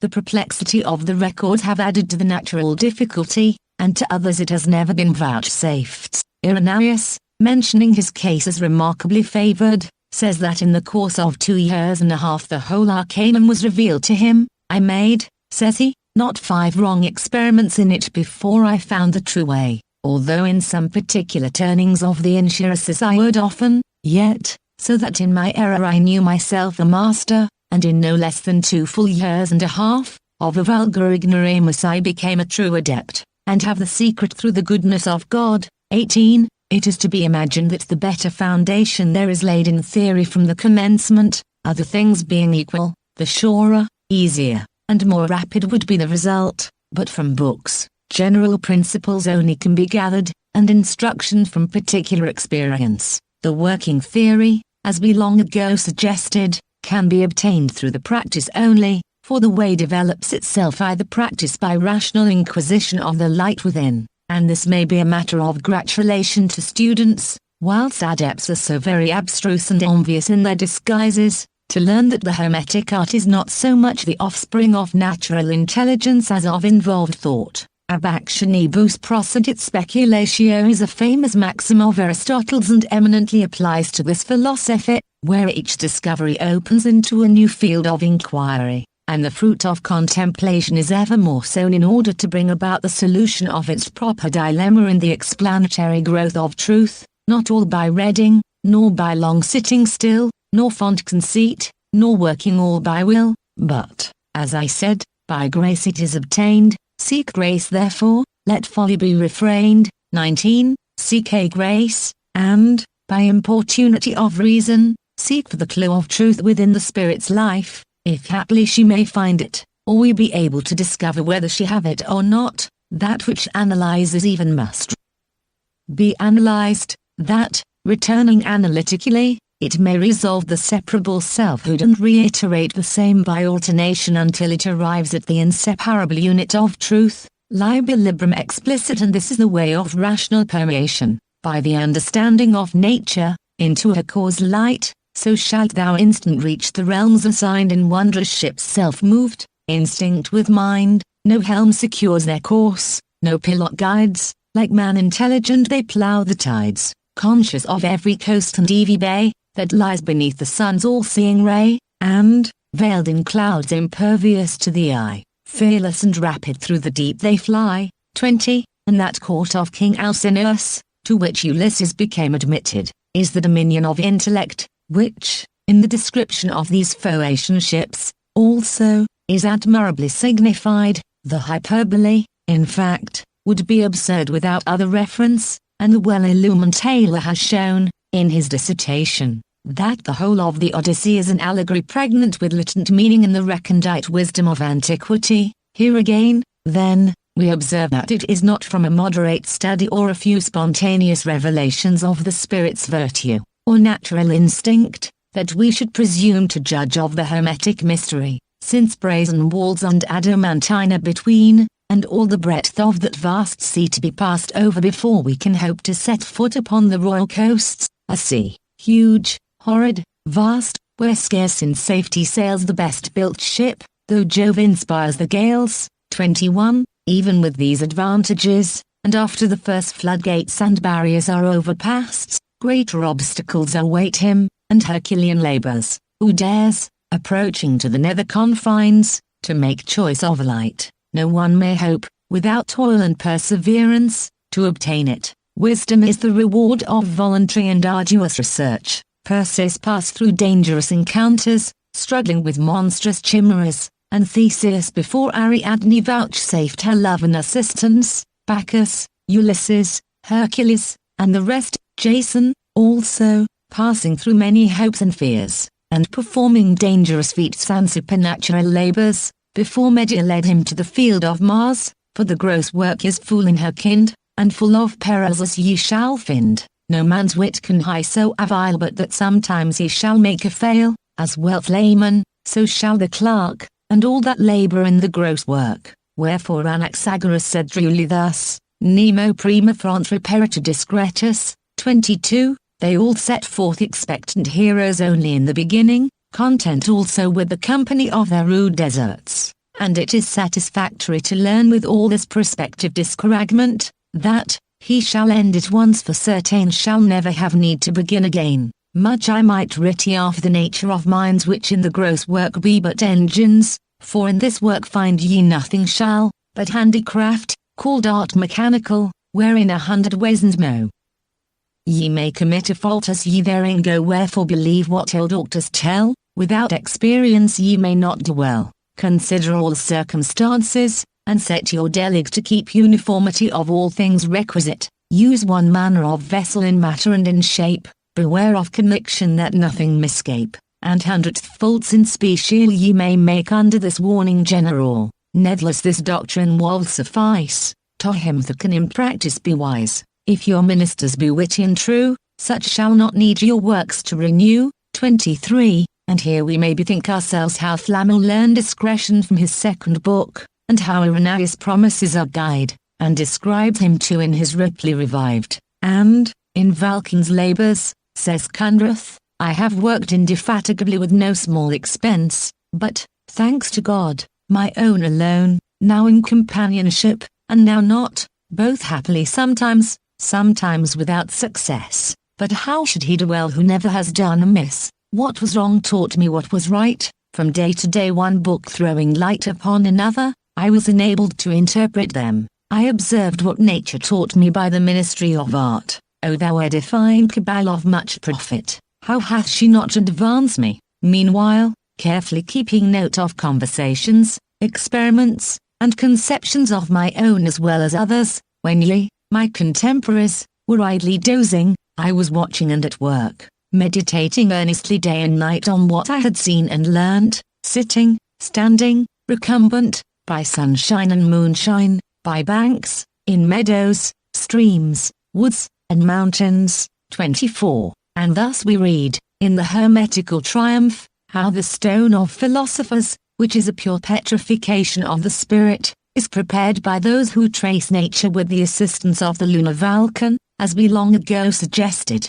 is meant the first prepared subject, which is also called Diana, and the secret natural interior fire of adepts, and because this same lunar caustic is brought into act by an exterior excitation, solis state fons totius caloris, luna autumn domina humiditatis, the ethereal humidity nourishes the solar light and educates it, and this is that Nemean lion said to be born of her foam. With respect to the rule of investigation, however, having opened thus much, we would add a few remarks, for neither is it said to be expedient to inquire about ends so much as about things pertaining to ends, the artist holding his right intention from the beginning. This principle Aristotle, in his Ethics, astutely argues, for neither, he observes, does a physician consult whether he shall heal the sick, nor a rhetorician whether he shall persuade, nor the politician whether he shall persuade, nor the politician whether he shall establish an equitable legislation, nor does any one of the remaining characters consult about the end, but, proposing a certain end, they consider how and by what medium it may be obtained. If also it appears that this end is to obtain through many media, they consider through which of them it may be obtained in the easiest and best manner. But if through one medium they consider how it may be accomplished, and through what likewise this may be obtained until they arrive at the first cause which is discovered in the last place. For he who consults, continues the artful moralist, appears to investigate and analyze in the above-mentioned manner, as if he were investigating and analyzing a diagram. 25. Even so, in the Hermetic inquiry, he who consults, the end being proposed which is not immediately in his power, investigates the medium by which he hopes to obtain it, and if this medium be not entirely enlightened, he explores another, and further till he discovers the first medium which is immediately in his power, in the discovery of which inquiry terminates, and the work, beginning from thence, passes into accomplishment. That medium, therefore, which is last in the analysis is first in generation, being proved able to the accomplishment, and of the many called to the consultation of means few are chosen to proceed with the philosophic work. For philosophers were not wont to investigate trifles, but they inquired about such things as tend to purification and the method of perfecting life. And when things, thus truly eligible, are the objects of inquiry, the divine well-being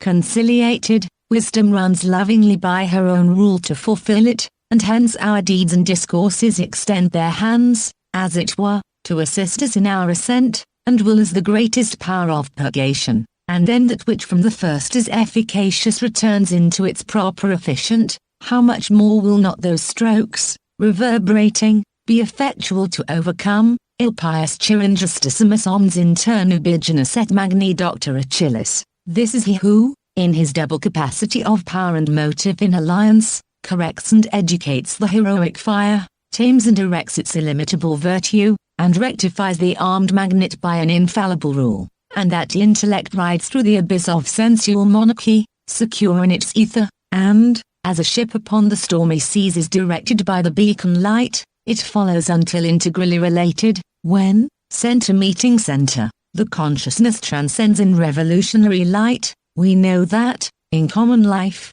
the hands perform innumerable offices and image mind about, by material subjects, in a variety of ways, and as the mind more easily retains that which the hand before has noted by its exterior sense, so, in Hermetic works, the hand is found best able to express and impart what the mind has well premeditated, and thence, from its replenished members, thought carries itself by voluntary motion into effect. Such were those dactylidae, literally the fingers of Mount Ida, so renowned in fable for their medicinal and magic skill, who worked, it is said, at the foot of the Parnassian mountain to exhibit by their incessant fiery artifice the metallic veins therein embedded. 26. So Pallas is fabled, by the help of Vulcan, to have been brought forth from Jove, for, without the instrumentality of motion, which the lame god personates, the fabricate intellect is not born. But if thereafter it should happen,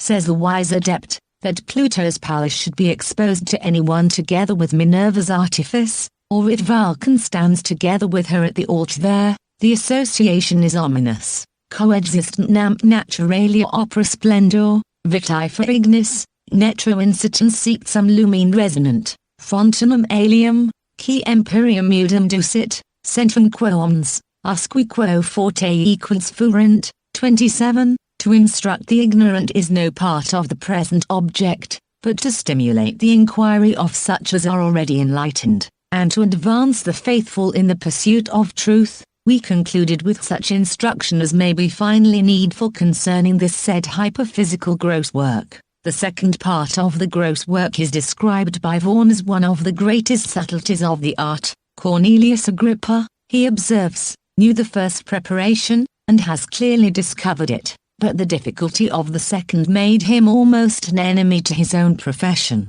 By the second work we are to understand, therefore, the solution of the philosophic salt, that is, the voluntary bond, which is a secret which Agrippa did not rightly know, as it appears by his practice at Malines, and as he confesses in the first book, of Occult Philosophy, that he could not increase the transmutative virtue, nor would Natalius teach him for all his frequent and serious entreaties. This was it, and his disciple, that made his necessities so vigorous and his purse so weak, that I can seldom find him at full fortune. But in this he is not alone. Raymond Lully received not this mystery wither from Arnold, but, in his first practices, he followed the common tedious process which after all is scarcely profitable. Here he met with a drudgery almost invincible. Ripley also labored for new inventions to putrefy this red salt which he enviously calls his gold, and his art was to expose it to alternate fits of heat and cold, but in this he is singular. Faber is so wise that he will not understand him. Let us return then to Raymond Lully, who became so great a master that he performed the solution in 9 days, and this secret he had from God himself, since this is his profession. Nos, says he, de primera inigidina porsis cognita enigmum spiritum extra here affectans, pugnum ignis vincentum, et nos victim, licet sensibus corporis multotis palpavimus, et oculis propriis illum vidimus, etc. 28.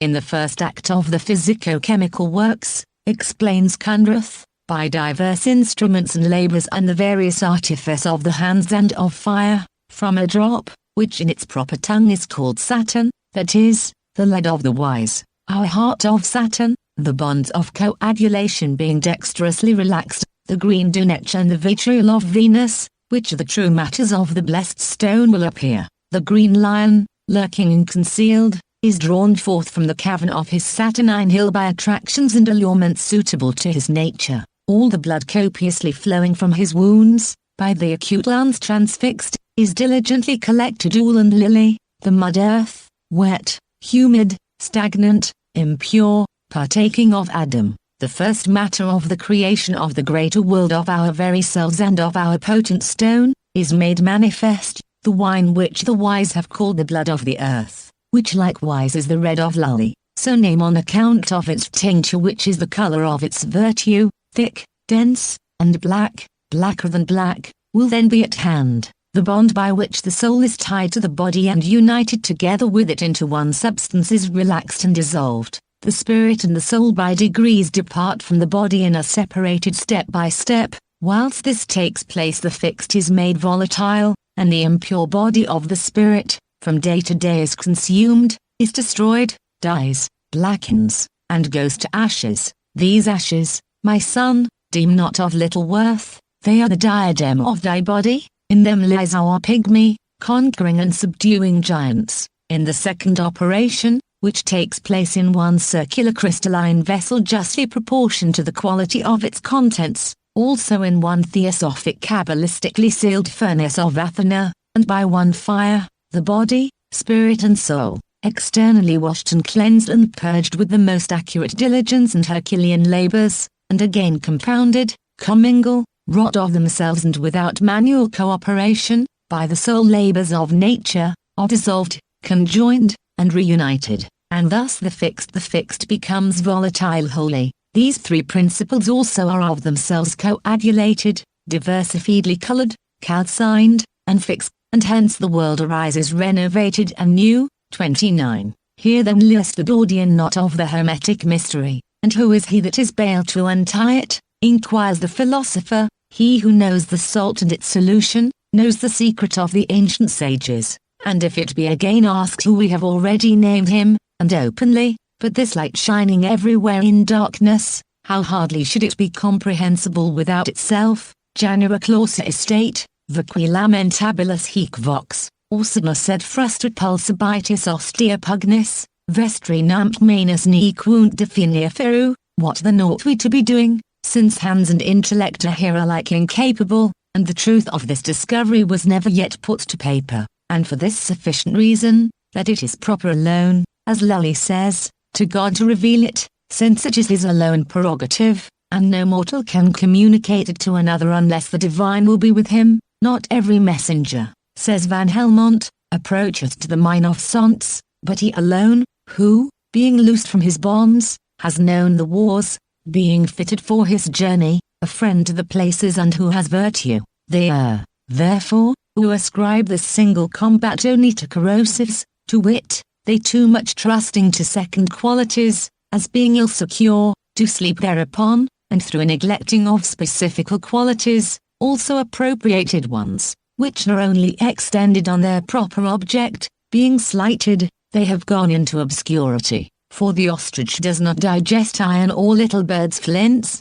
through an emulous quality of corrosion, but there is a virtue of loosing the bars and bolts of tartar. It is convenient to meditate about this virtue, continues the physician, and of what I have spoken, blessed be that God of wonders, who hath sometimes converted the water into rocks, and at other times the rocks into pools of water. 30. Who then shall ascend into the mountain of the Lord, or who shall stand in his holy place? He that hath clean hands and a pure heart, who had not given up his soul unto vanity nor sworn deceitfully, he shall receive the blessing from the Lord. and righteousness from the God of his salvation, we do not quote casually, or because the scriptural phrase is popular, but because it is apt, as seen and proved on the divine ground, where man indeed may experiment, plow, plant, and irrigate, but cannot of himself, or in alliance, unless he'd ere a deadly sin, compel the divine blessing without its free accord.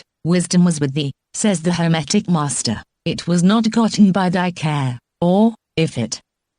be freed from redness, by thy study. 31. So neither, it is written, is he that planteth anything, neither he that watereth, but God, that giveth the increase. 32. He therefore must be propitiated, not by prayer and supplication alone, but by faithful and charitable works preparing the way before him. Nor would it be thought astonishing, perhaps, if antimony should cause a sudden transpiration, or that an iron key should help to unlock a treasury of fine gold. Desire leads into its object by faith immediately, but mediately, by just works. That hope is engendered which, kindling into faith immediately, by ecstasy, penetrates to its first source. Our antimony, says Basil Valentine, which is fixed, seeketh out fixed diseases and eradicates them, which purges, not fixed, cannot do, but they do only carry away some spoil from diseases, or they may be compared to water which,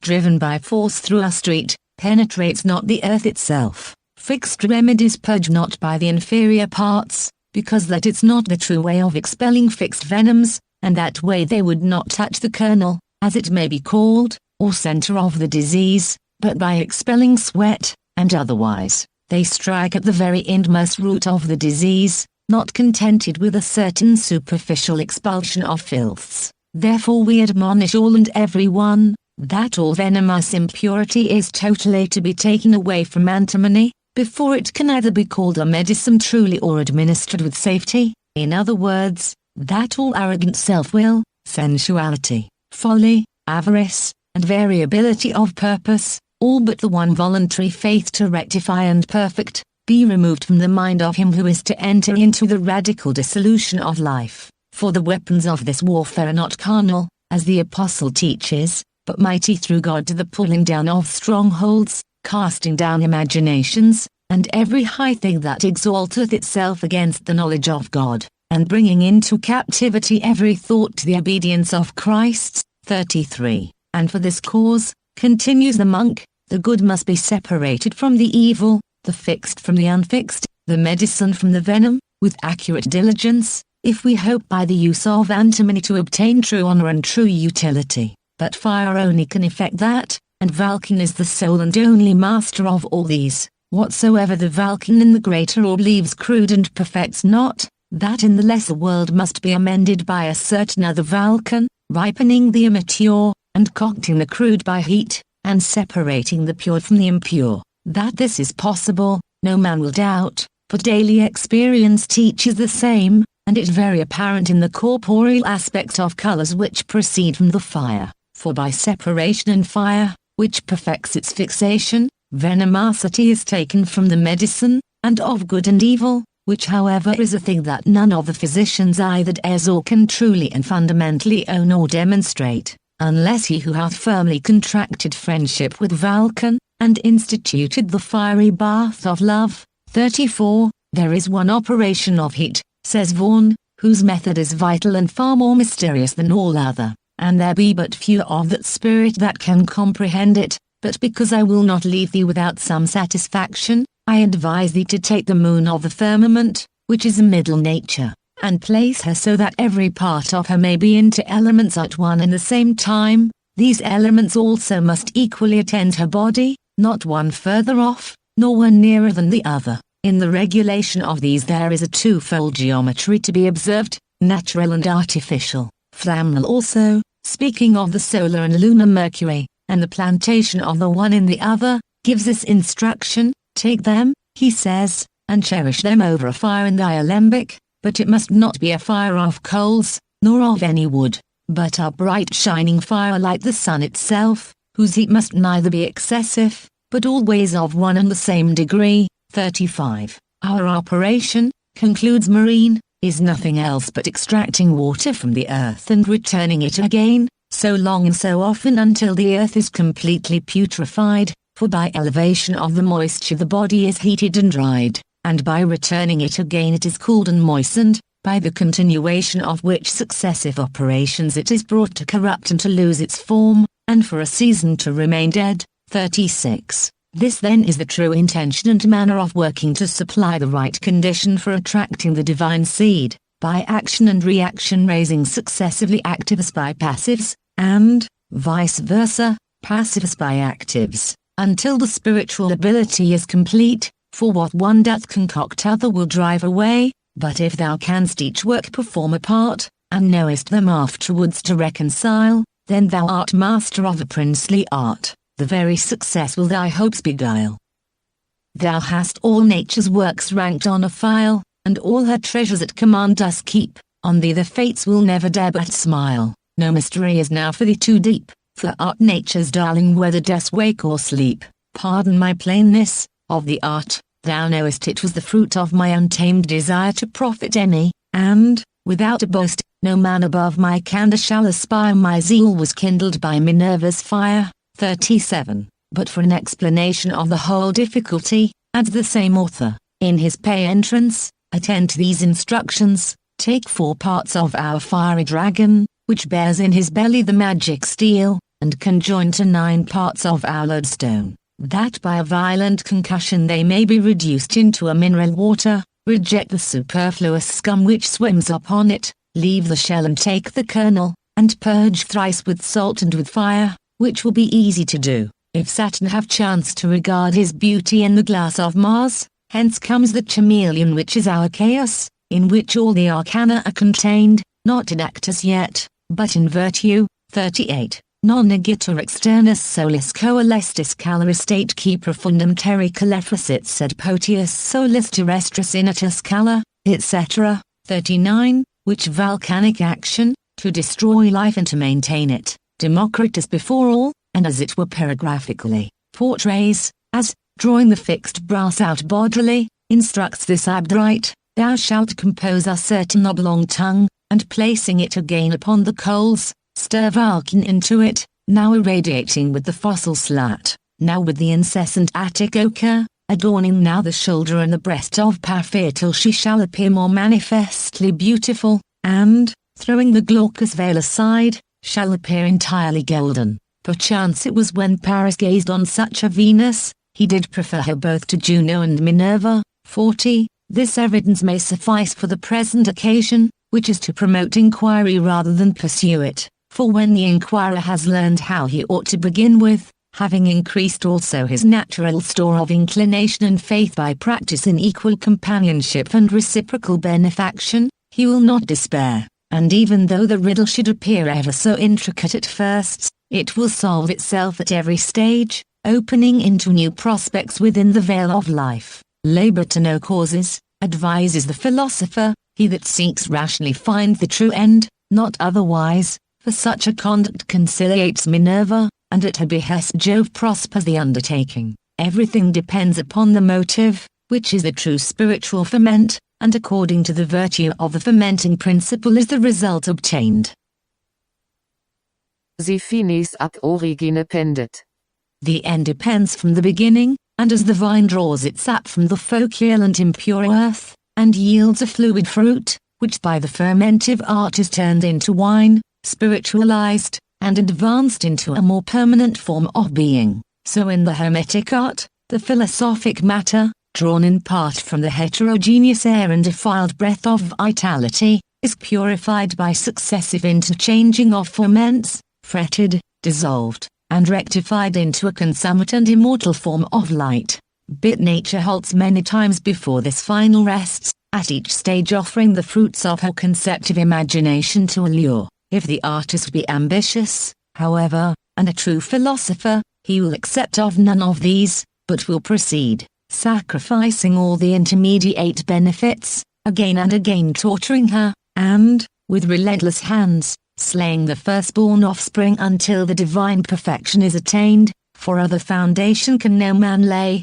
as says the apostle, than that which is laid, which is Jesus Christ's. Now if any man build upon this foundation gold, silver, precious stones, wood, hay, stubble, every man's work shall be made manifest, for the day shall declare it, because it shall be revealed by fire, and the fire shall try every man's work of what sort it is. If any man's work abide which he hath built thereupon, he shall receive a reward. If any man's work shall be burned, he shall suffer loss, but he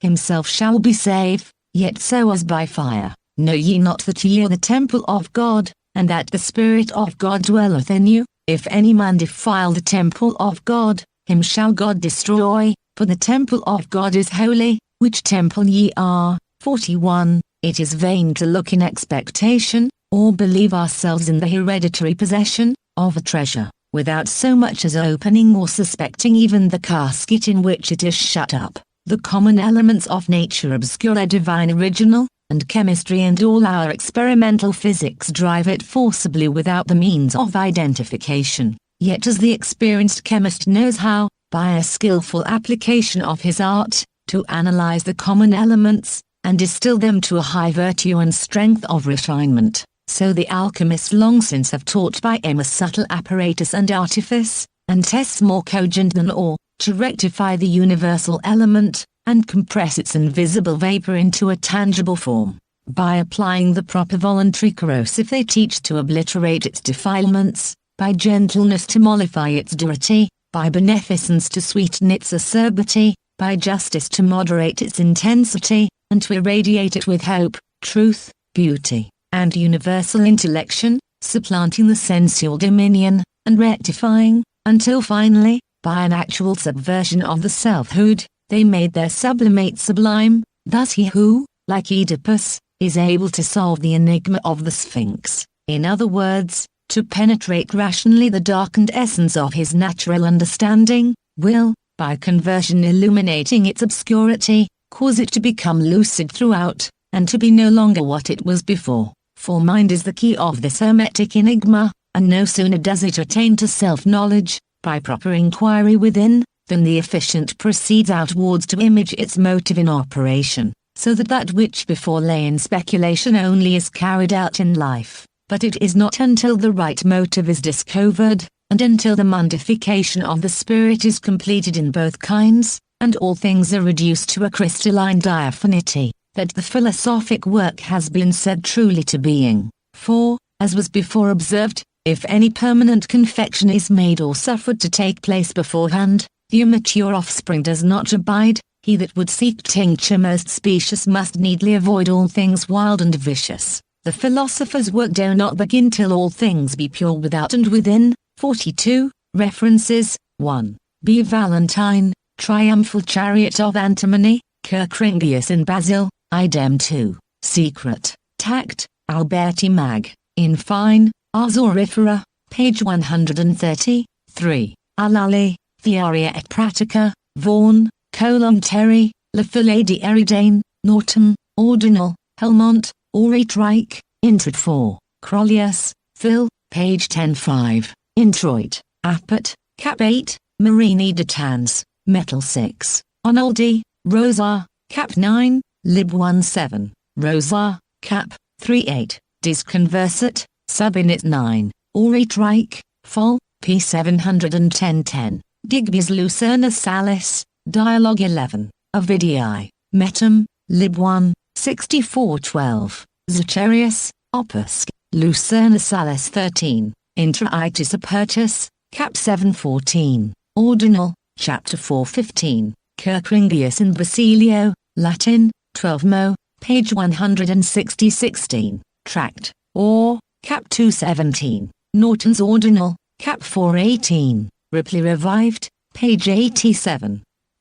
19. See Kelly's verses in Ashmole's Theatrum 20. Pope's Homer's Odyssey, Lib 8 55-21. Idem 22. Ordinal, Cap 4, 23. Idem 24. Amph, Sap, Etern, in Medio 25. Nichimachian Ethics, Book 3, Cap 326. Siebel's Pantheon, page 209-27. Oracula Chaldrea, Mundus, Anima, Natura 28. See the passage quoted in Vaughan's preface to the famous Confession of the SC 29. Cundrath, Ampith, Sap by Sag 30, Orate Reich, Cap 6, page 710-31, Tract, or, Cap 432, 1 Corinth, Cap 3, v. 733, 2 Corinth 10, 4, 534, Triumph, Charobantim, Kirkringius 35,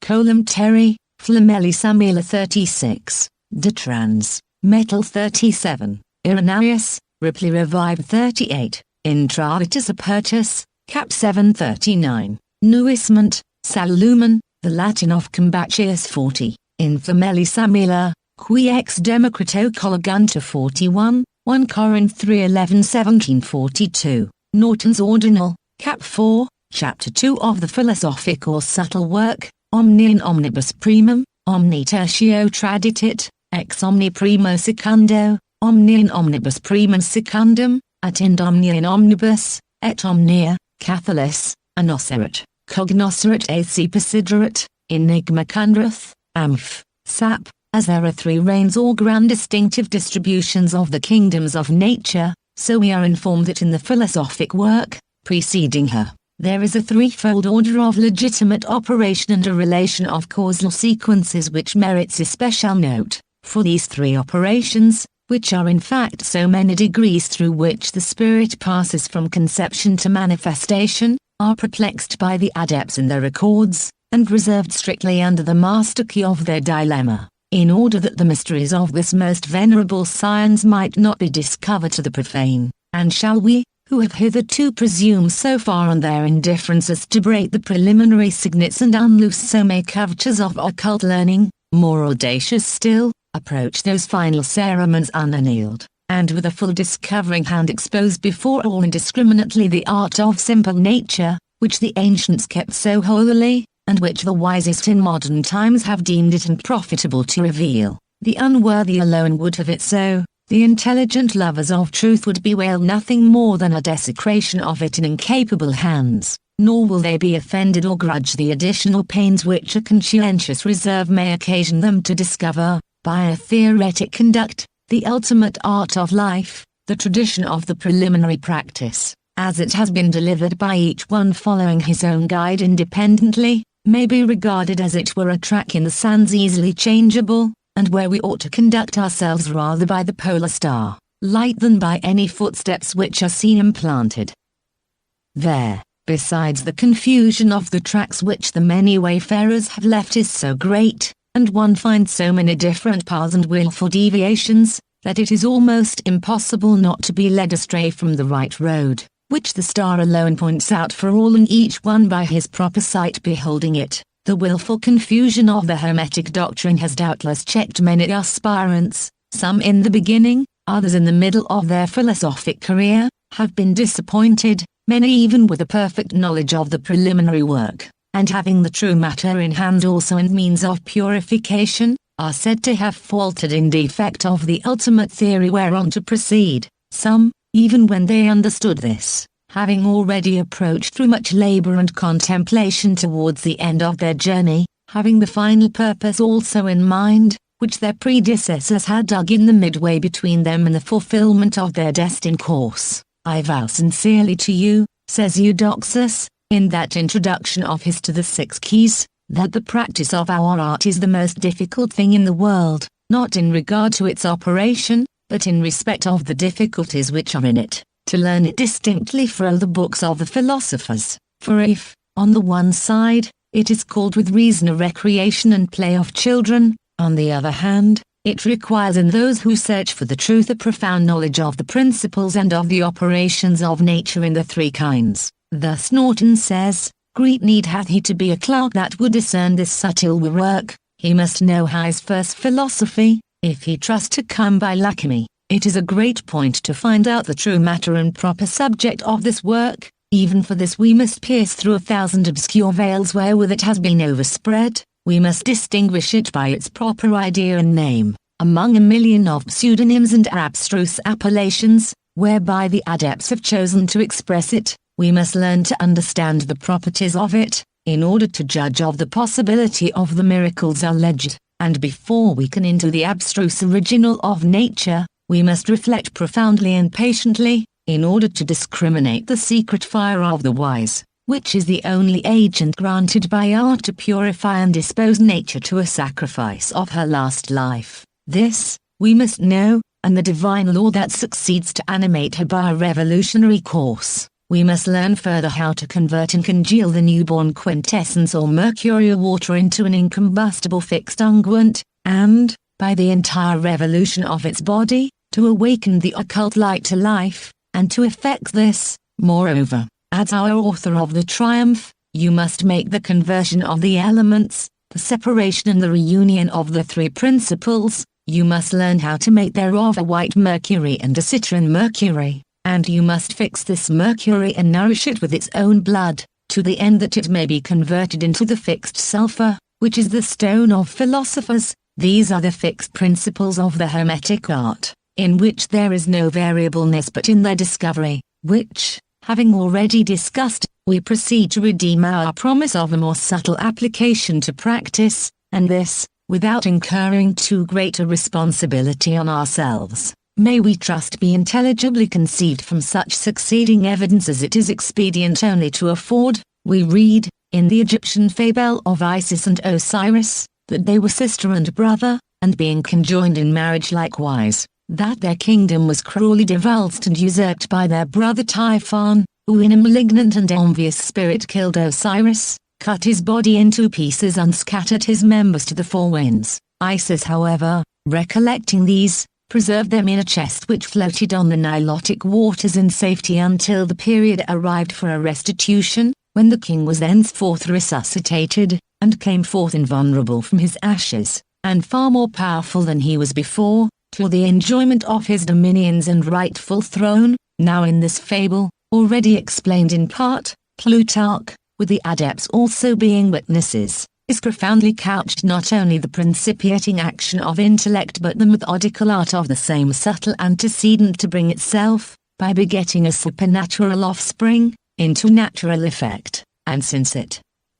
is requisite, according to the ancient metaphysics, to consider the doctrine of causes from its principle, and causes are said to subsist in a fourfold respect, one of which they assert to be essence, the subsisting as a certain particular thing, and cause and principle form the first why, but the second cause is matter and that which subsists as a subject, a third is that whence the beginning of motion is derived, and the fourth is a cause opposite to this, viz., that for the sake of which the inquiry subsists, and the good which is the end of regeneration. 1. Hence, referring this peripatetic scheme of investigation to the art of wisdom for realization, we may conceive the whole intellectual relationship, and how the speculative motive of the first cause is finally produced in reversionary order from the third, in whom it becomes efficient, by the second into the fourth, as it were a triplicate being of thought, will, and understanding, which,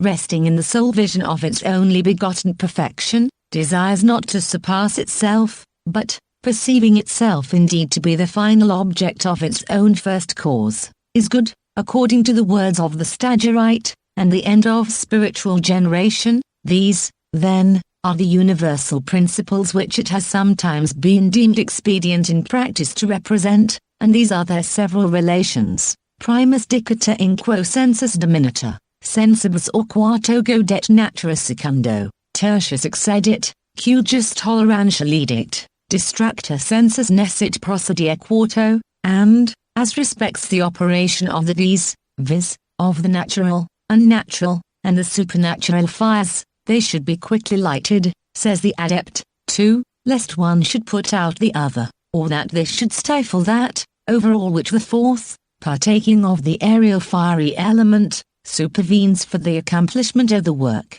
and, as respects the vessels, the first indeed may be considered to be opaque, the second less so, and the third still less so, this last containing truly him who is to be born, and as the embryo in the mother is protected with a triple covering and sustained within until mature, even so is the metaphysical offspring said to be involved, which, by the birth of Horus in the Egyptian fable, is accurately represented, when, Typhon being vanquished, the lawful empire is resumed, triuna universalis essentia, qui Jehovah appellitur et ex uno, divina essentia, din ex dubus, dio et homine, ex tribus, personas et una divina essentia, quem adminum etiam ex quinc tribus personis, et duobus essentiis nimirum, divinus et simul humanus estate. 3. Hence the divine monarchy consists, and is established, the primary principles whereof, as here announced, are in their representation familiar, but of the form of the fourth in that burning fiery furnace, we may conceive only from what is written, Behold, I will send you Elijah, the prophet, before the coming of the great and terrible day of the Lord, and he shall turn the hearts of the fathers unto the children, and the hearts of the children to their fathers, lest I come and strike the earth with a curse. 4. But, say the adepts, natus estate jam Elias artista. 5. Elias, the artist, is born already, and this is he that was appointed a forerunner, baptizing with the water unto repentance. 3. Who has foreshown all things in his apparition to the wise, whose birth is miraculous in the hypostatic transfiguration, and prior to the divine light, whom to seek it availeth right naught, till the white medicine be fully wrought. Also both medicines in their beginning have one manner of vessel and working, as well for the white as for the red, till all quick things be made dead, when vessels and form of operation shall change in matter, figure, and graduation. But my heart quaketh, my hand in trembling. When I write of this most selcouth thing, Hermes brought forth a true sentence amblant, when he said, Ignis et azot be sufficient. 6. It will be unnecessary now to remind the attentive reader of what has been before explained. Nature, indeed, provides us with the foundations of wisdom, and materials wherewith to construct her immortal edifice of light, but it is the work only of a master mason, of grand architects, as the brethren have it, to erect structures in the air. The task is too onerous for inferior craftsmen. It is the part of mind alone to represent herself in this way by her own reflective energy, to embody the ethereal image, and chisel it out in light, O blessed watery form, that dissolveth the elements. Now it behoves us with this watery soul to possess ourselves of a sulphurous form, and to mingle the same with our acetum, for when by the power of the water the composition is dissolved, it is the key of the restoration,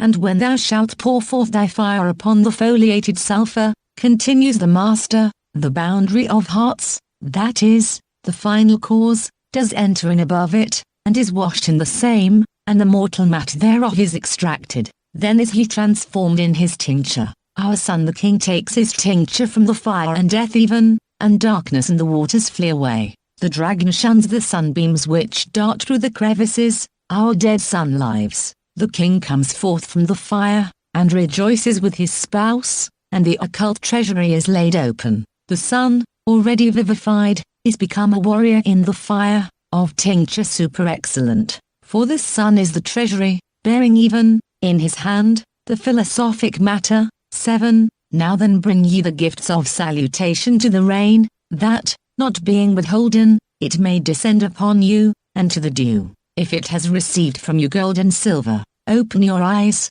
and lift up your horns, ye that are capable to comprehend the elect one, before whose feet all his antecedents fall away, and are consumed. Those mountains which thou hast seen, the mountain of copper, the mountain of silver, the mountain of gold, the mountain of fluid metal, and the mountain of lead, all these in the presence of the elect one shall be like a honeycomb before the four, and like water descending from above upon the mountains, and shall become debilitated before his feet. All these things shall be rejected when the elect one shall appear in the presence of the Lord of spirits. 8. Behold, I will send my messenger and he shall prepare the way before me, and the Lord, whom ye seek, shall suddenly come to his temple, even the messenger of the covenant, whom ye delight in. Behold, who shall abide the day of his coming, and who shall abide the day of his coming, and who shall stand when he appeareth, for he is like a refiner's fire, and like fuller's soap. And he shall sit as a refiner and purifier of silver, and he shall purify the sons of Levi, and purge them as gold and silver, that they may offer unto the Lord an offering in righteousness. 9.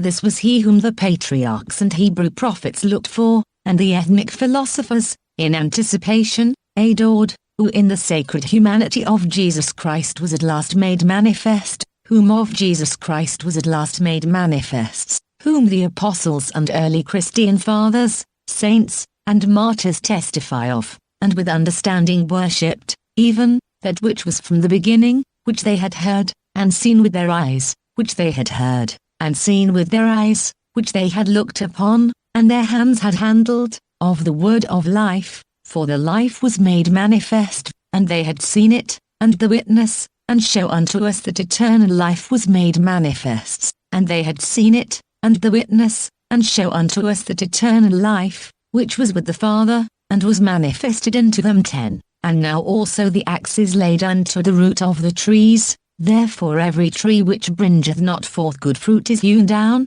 and cast into the fire. I indeed baptize you with water unto repentance, but he that cometh after me is mightier than I, whose shoes I am not worthy to bear. He shall baptize you with the Holy Ghost and with fire, whose fan is in his hand, and he will thoroughly purge his floor, and gather his wheat into the garner, but the chaff he will burn up with unquenchable fire. 11. O mysteries truly sacred, exclaims the Bishop of Alexandria in holy transport. O pure light, at the light of torches, the veil that covers God and heaven falls off. I am holy now that I am initiated. It is the Lord himself who is the Hierophanta. He sets his seal upon the adepts, whom he illuminates with his beams, and whom he illuminates with his beams, and whom, as a recompense for faith, he will recommend to the eternal love of the Father. These are the orgies of my mysteries, come ye and be received. 2.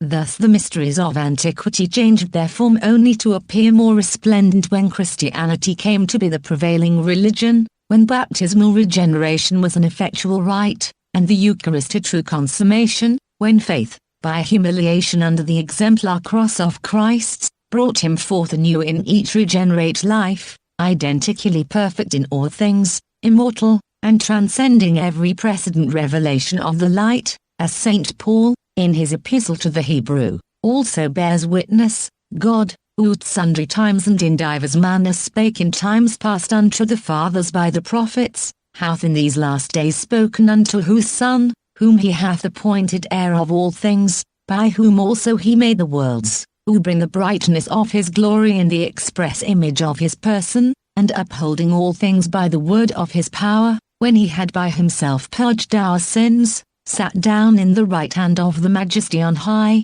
13. Meditate, therefore, says the Theosophist, and study theosophically to reduce the ternary by the quaternary, through the rejection of the binary, to the simplicity of the monad, that thy body, soul, and spirit be gathered to rest in the name of Jesus. 14. Learn to unite the principles of our chaos to a new life, and they will be regenerated by water and the Spirit. These two are in all things, and each has in himself, as Trismegistus says, the seed of his own regeneration. 15. Proceed then patiently but not manually. The work is performed by an invisible artist, for there is a secret incubation of the Spirit of God upon nature. You must only see that the outward heat fails not, but with the subject itself you have no more to do than the mother with child that is in her womb. The two former principles perform all. The Spirit makes use of the water to purge and wash his body, and he will bring it at last to a celestial immortal constitution. Does anyone think this impossible? Further inquires the adept. Remember, that in the incarnation of Jesus Christ, the quaternarius, or four elements, as some call them, were united to their eternal unity in ternarius. 3 and 4 make 7. This sepentary is the true Sabbath, the rest of God, into which the creature shall enter. This is the best and plainest manuduction that I can give you. In a word, salvation is nothing else but a transmutation, 16, of the component principles of life in the circulation, and this is the true metempsychosis which has been the source of many errors in the common acceptancy, but which, in the ancient schools of divinity, signified neither more nor less than a transmigrating of the human identity out of this animal tearing existence through the ethereal elements of its original fundamentals of nature, but in the form alone are found to attain to that supremacy of reason which re-enters to its first cause, when, by a triplicate growth of light in the understanding, becoming consciously allied, it emanates a fourth form, truthful, godlike, being the express image of its motive magically portrayed, the true light, which lighteth every man that cometh into the world. 17. In the Saviour was perfected, one ray of which, intrinsically permeating, is able to cleanse this leprous life of ours, and convert it to the virtue and perfect potency of its whole. And whosoever in any other light or form of light should look for the first cause, or for any other final cause in this, except the first, would seek contrary to reason, against the divine ordinance, and against himself, for nothing else is worth seeking, or can terminate in good, but will be the fruit of the fall only, which Adam took upon himself, the mortal consequences of which are hourly expiated by our race, and which no one, unless he were insane, haply would labor to increase. The rule of wisdom, in the verification of her light, is absolute, and though intermediates apply themselves naturally for the generation, they are rejected in the accomplishment, as it is explained, non fit ad monadis simplicitatum reductio, nisi regisciata praesititso devotatio et tui abnegatio, for as the absolute identification in theory is not conceived but by self-oblation and avoidance, so, practically, neither is nature reduced to the monadic simplicity of her element but by rejection of her binary conception. For if in the duad the divine idea were suffered immediately to bring forth, an imperfect offspring would result, and discordant by predominance of either generating extreme, as in this life is manifests, but by carrying the circulation upward through a third principle for reprobation, it is rectified, overcome in its proper volition, and dying, if the divine rule be thenceforth followed, is raised again by reversion, and through a diligent analysis passing, as it were, from heaven to earth and from earth to heaven, it receives the strength of superiors and of inferiors, to make manifest the flower of intellect retrospectively to its archetypal source, according to the Hermetic riddle. The first all things in all gave the first second all things in all, from the all in the first second to the third all, that he might discover, know, and possess all things universally, and this, it would seem, is the Catholic art of reason investigating her first source, which the Chaldaic oracle no less orderly pursues, where the paternal monad is, the monad is enlarged which generates two, for the duad sits beside him and glitters with intellectual sections, and to govern all things and to order everything not ordered, for in the whole world shineth the triad over which the monad rules. This order is the beginning of all sections, for the mind of the Father said that all things be cut into three, whose will assented, and then all things were divided, and there appeared in it, the triad, virtue, wisdom, and multrans verity. This way flowered the form of the triad, being pre-existent, not the first, essence, but where they are measured, for thou must conceive that all things serve these three principles. Their first course is sacred, but in the middle another, and the third aerial which cherisheth the earth in fire, and fountain of all fountains, the matrix containing all things, hence abundantly springs forth the generation of multivarious matter, whence is extracted a presta the flower of glowing fire, flashing into the cavities of the world, for all things from thence begin to extend downwards their admirable beams. 18. Such is the recreant progress of mind, ascending and descending throughout life, for the investigation of its manifold resources and powers, where there is an exact machinery to be observed, a method which, though simple, is difficult for common sense to conceive aright, a mainspring exquisitely tempered, an enduring pivot, wheel within wheel revolving vitally, mercury, sulfur, and an immortal salt, and as steel draws the lodestone and the lodestone in like manner turns to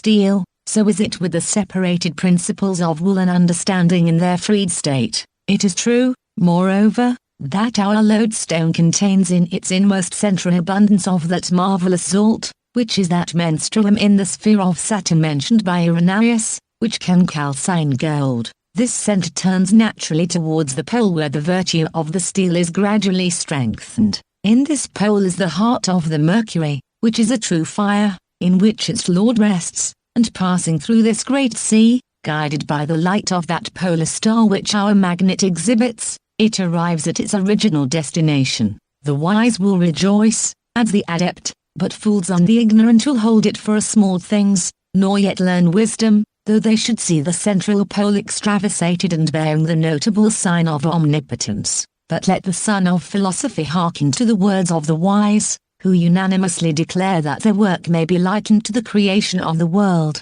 In the beginning God made heaven and earth, and the earth was without form and void, and darkness was upon the face of the deep, and the Spirit of God moved upon the face of the waters. And God said, Let there be light, and there was light, and these words may suffice, continues the philosopher, for the heaven and earth philosophical, even as agent and patient, must be united upon the throne of friendship and love, where they will thereafter reign together in everlasting honor. 10. Maria sonat brevita quadralia tonet, gummis cumbinis fugitivum figitin immis, horis intrinis vinclet fortia finis, Maria lux roris legam ligat in tribus horis, Philippa Plutonis consortia jungit amoris godet in a satipatria sociata. 20.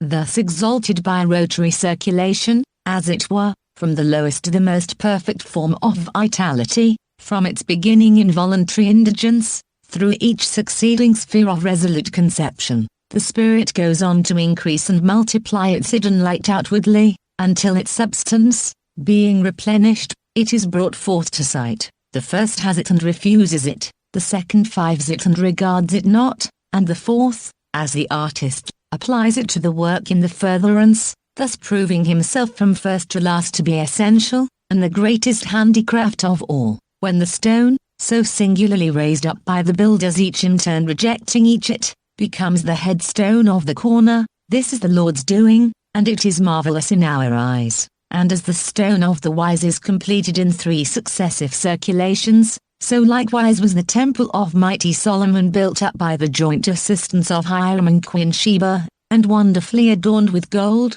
and silver, and constellated beams, as in the book of Jezreel we also read, that, with the fiery letters of the law, also read, that, with the fiery letters of the law, he engraved the empty, and the void, and the obscure mind, and made, as it were, a heap of grain and a straight statue, and intersected it with joined beams. 21. Which brings to mind those lines in the 19th book of the Odyssey, when Ulysses and Telemachus, removing the weapons out of the armory, Minerva preceded them, having a golden lamp, with which she produced a very beautiful light, on perceiving which, Telemachus thus immediately addresses his father, O father, this is certainly a most admirable thing which presents itself to my eyes, for the walls of the house, the beautiful spaces between the rafters, the fir beams, and the columns appear to rise in radiance as if in fire. Certainly someone of the gods is present who inhabit the extended heaven.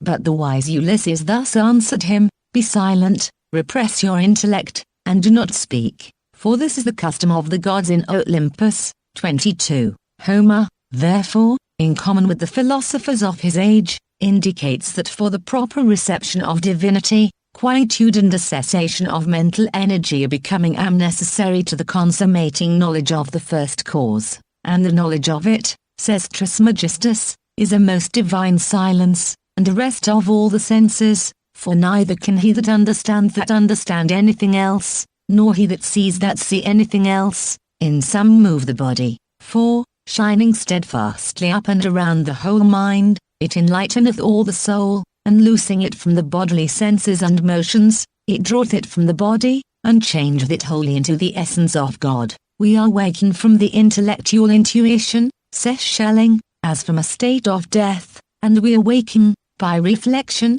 into that created personality wherein it is impossible any longer to know him. The vision graven in hallowed memory is all that remains to us, for the object of human reason is the limit of its power, and the pure zero of all relative conception waits before the throne of God. But to our work, The last concord is well known to clerks between the sphere of heaven and our subtle works. Nothing in earth hath more simplicity than the elements of our stone wall be, wherefore there, being in work if generation, have most obedience to constellation, whereof concord most kindly convenient is a direct and fiery ascendant, being sign common for this operation, for the multitude of their iteration, fortune your ascendant with his lord also, keeping the aspect of shrews them fro, and of they must let, or needly infect, cause them look with a triune aspect, for the white work make fortunate the moon, for the lord of the fourth house likewise be it done, for that is thesaurem absconditum of old clerks, so of the sixth house for servants of the works, save all them well from great impediments.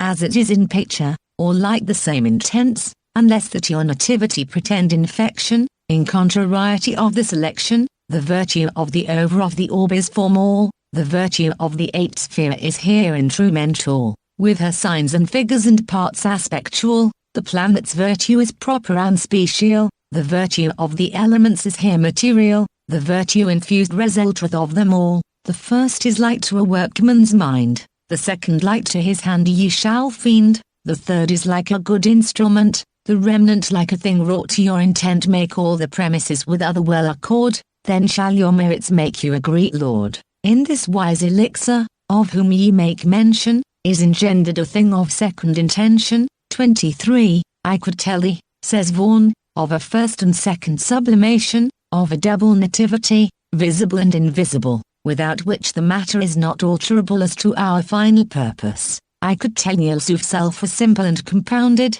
of 3 argent vives and as many salts, and all this would be bad news, as the schoolmen phrase it, even to the best learned in England, but I hope not by this discourse to demolish any man's castles, for why should they despair when I contribute to their building? 24, our magistery is 3, 2, and 1, the animal, vegetable, and mineral stone. First, I say, in the name of the Holy Trinity, look that thou join in one person's 3, the fixed, the variable, and the fugitive, till they together taste death and live. The first one is the dragon fell, that shall the other twain both slay and quell, the sun and moon shall lose their light, and in morning sable, they shall seem dight, 60 days long, or near thereabouts, then shall Phoebus appear first out, with strange colours in all the firmament, then our joys coming in at hand present, then orient Phoebus in his hemisphere to us full gloriously shall appear, thus he who can work wisely, shall attain unto our mastery. 25, which magistery is a fiery form of light inspisate, made manifest by a triple introversion and multiplication of the hypostatic unit by the circulatory medium throughout life. Already see the laurel branches wave, hark, sounds tumultuous shake the trembling cave, far, ye profane, far off with beauteous feet, bright Phoebus comes and thunders at the gate, see, the glad sign that a lion palm hath given, sudden it bends, and hovering in the heaven, soft sings the swan with melody divine. Burst ope ye bars, ye gates, your heads expand, he comes, the God of light, the God's at hand, begin the song, and tread the sacred ground in mystic dance symphonious to the sound, begin, young men, Apollo's eyes endure, none but the good, the perfect, and the pure, who view the God a great, but abject they for whom he turns his favoring eyes away, all-seeing God, in every place confessed, we will prepare, behold thee, and be blessed, he comes, young men, nor silent should ye stand, with harp or feet, when Phoebus is at hand. 26, fit thy roof to thy God in all thou canst, continues the philosopher, and in what thou canst not he will help thee. Thou must prepare thyself till thou art conformable to him whom thou wouldest entertain, and that in every way of similitude. Thou hast 3 that are to receive, and there be here accordingly that give, and when thou hast set thy house in order, think not that thy guest will come without invitation, perpetual knockings at his door, tears sullying his transparent rooms, sighs upon sighs, weep more and more, he comes, this is the way that thou must walk, in which, if thou dost, thou shalt perceive a sudden illumination, erit ginti cum lumine, ignis, cum igni, ventus, cum vento, potestas, cum potestas, scientia, cum scientia, sani mentis integritas, 27. And then it is requisite to believe that we have seen him, says Plotinus, when the soul receives a sudden light, for the light is with power, and is God, and then it is proper to think that he is present, when, like another divinity entering the house of someone who invokes him, he fills it with splendor, for, unless he entered, he would not illuminate it, and then the soul would be without light, and without the possession of God, 28. But when illuminated, it has that which is sought for, and the thought and understanding are in the experience one. Nec sentire deum nisi qui pars ipse desit. That was the sum of the Hermetic mystery, and the ultimate object of the alchemical art to accomplish, and by such a subtle analysis and pure synthesis of vital agencies and effects, the word of life would seem to have been sought after by our ancestors, and experimentally found, which their neglected scriptures everywhere testify of, and the Smaragdian tablet yet lives summarily instructing us to reprove, true without error, certain and most true, that which is above is as that which is below, and that which is below is as that which is above, for performing the miracles of the one thing, and as all things were from one, by the mediation of one, so all things proceeded from this one thing by adaptation. The father of it is the sun, the mother of it is the moon, the wind carried it in its belly, the nurse thereof is the earth. This is the father of all perfection and consummation of the whole world. The power of it is integral. If it be turned into earth, thou shalt separate the earth from the fire, the subtle from the gross, gently, with much sagacity. It ascends from earth to heaven, and again descends to earth, and receives the strength of the superiors and of the inferiors. So thou hast the glory of the whole world, therefore let all obscurity flee before thee. This is the strong fortitude of all fortitudes, overcoming every subtle and penetrating every solid thing. So the world was created, hence were wonderful adaptations, of which this is the manner. Therefore am I called thrice great Hermes. Having the three parts of the philosophy of the whole world, that which I have spoken is consummated concerning the operation of the sun, the 6 following keys, delivered into the safe hand of the intelligent inquirer, since they will be useful to none else, may be acceptable, that, without involving more responsibility on ourselves, he may apply their explanatory words as he thinks fit, but we would deter all from hasty trial and avow our willful reservation of an important link in the application of these principles to practice, lest any attempting to realize without a full investigation of the methods, should fail utterly in the pursuit.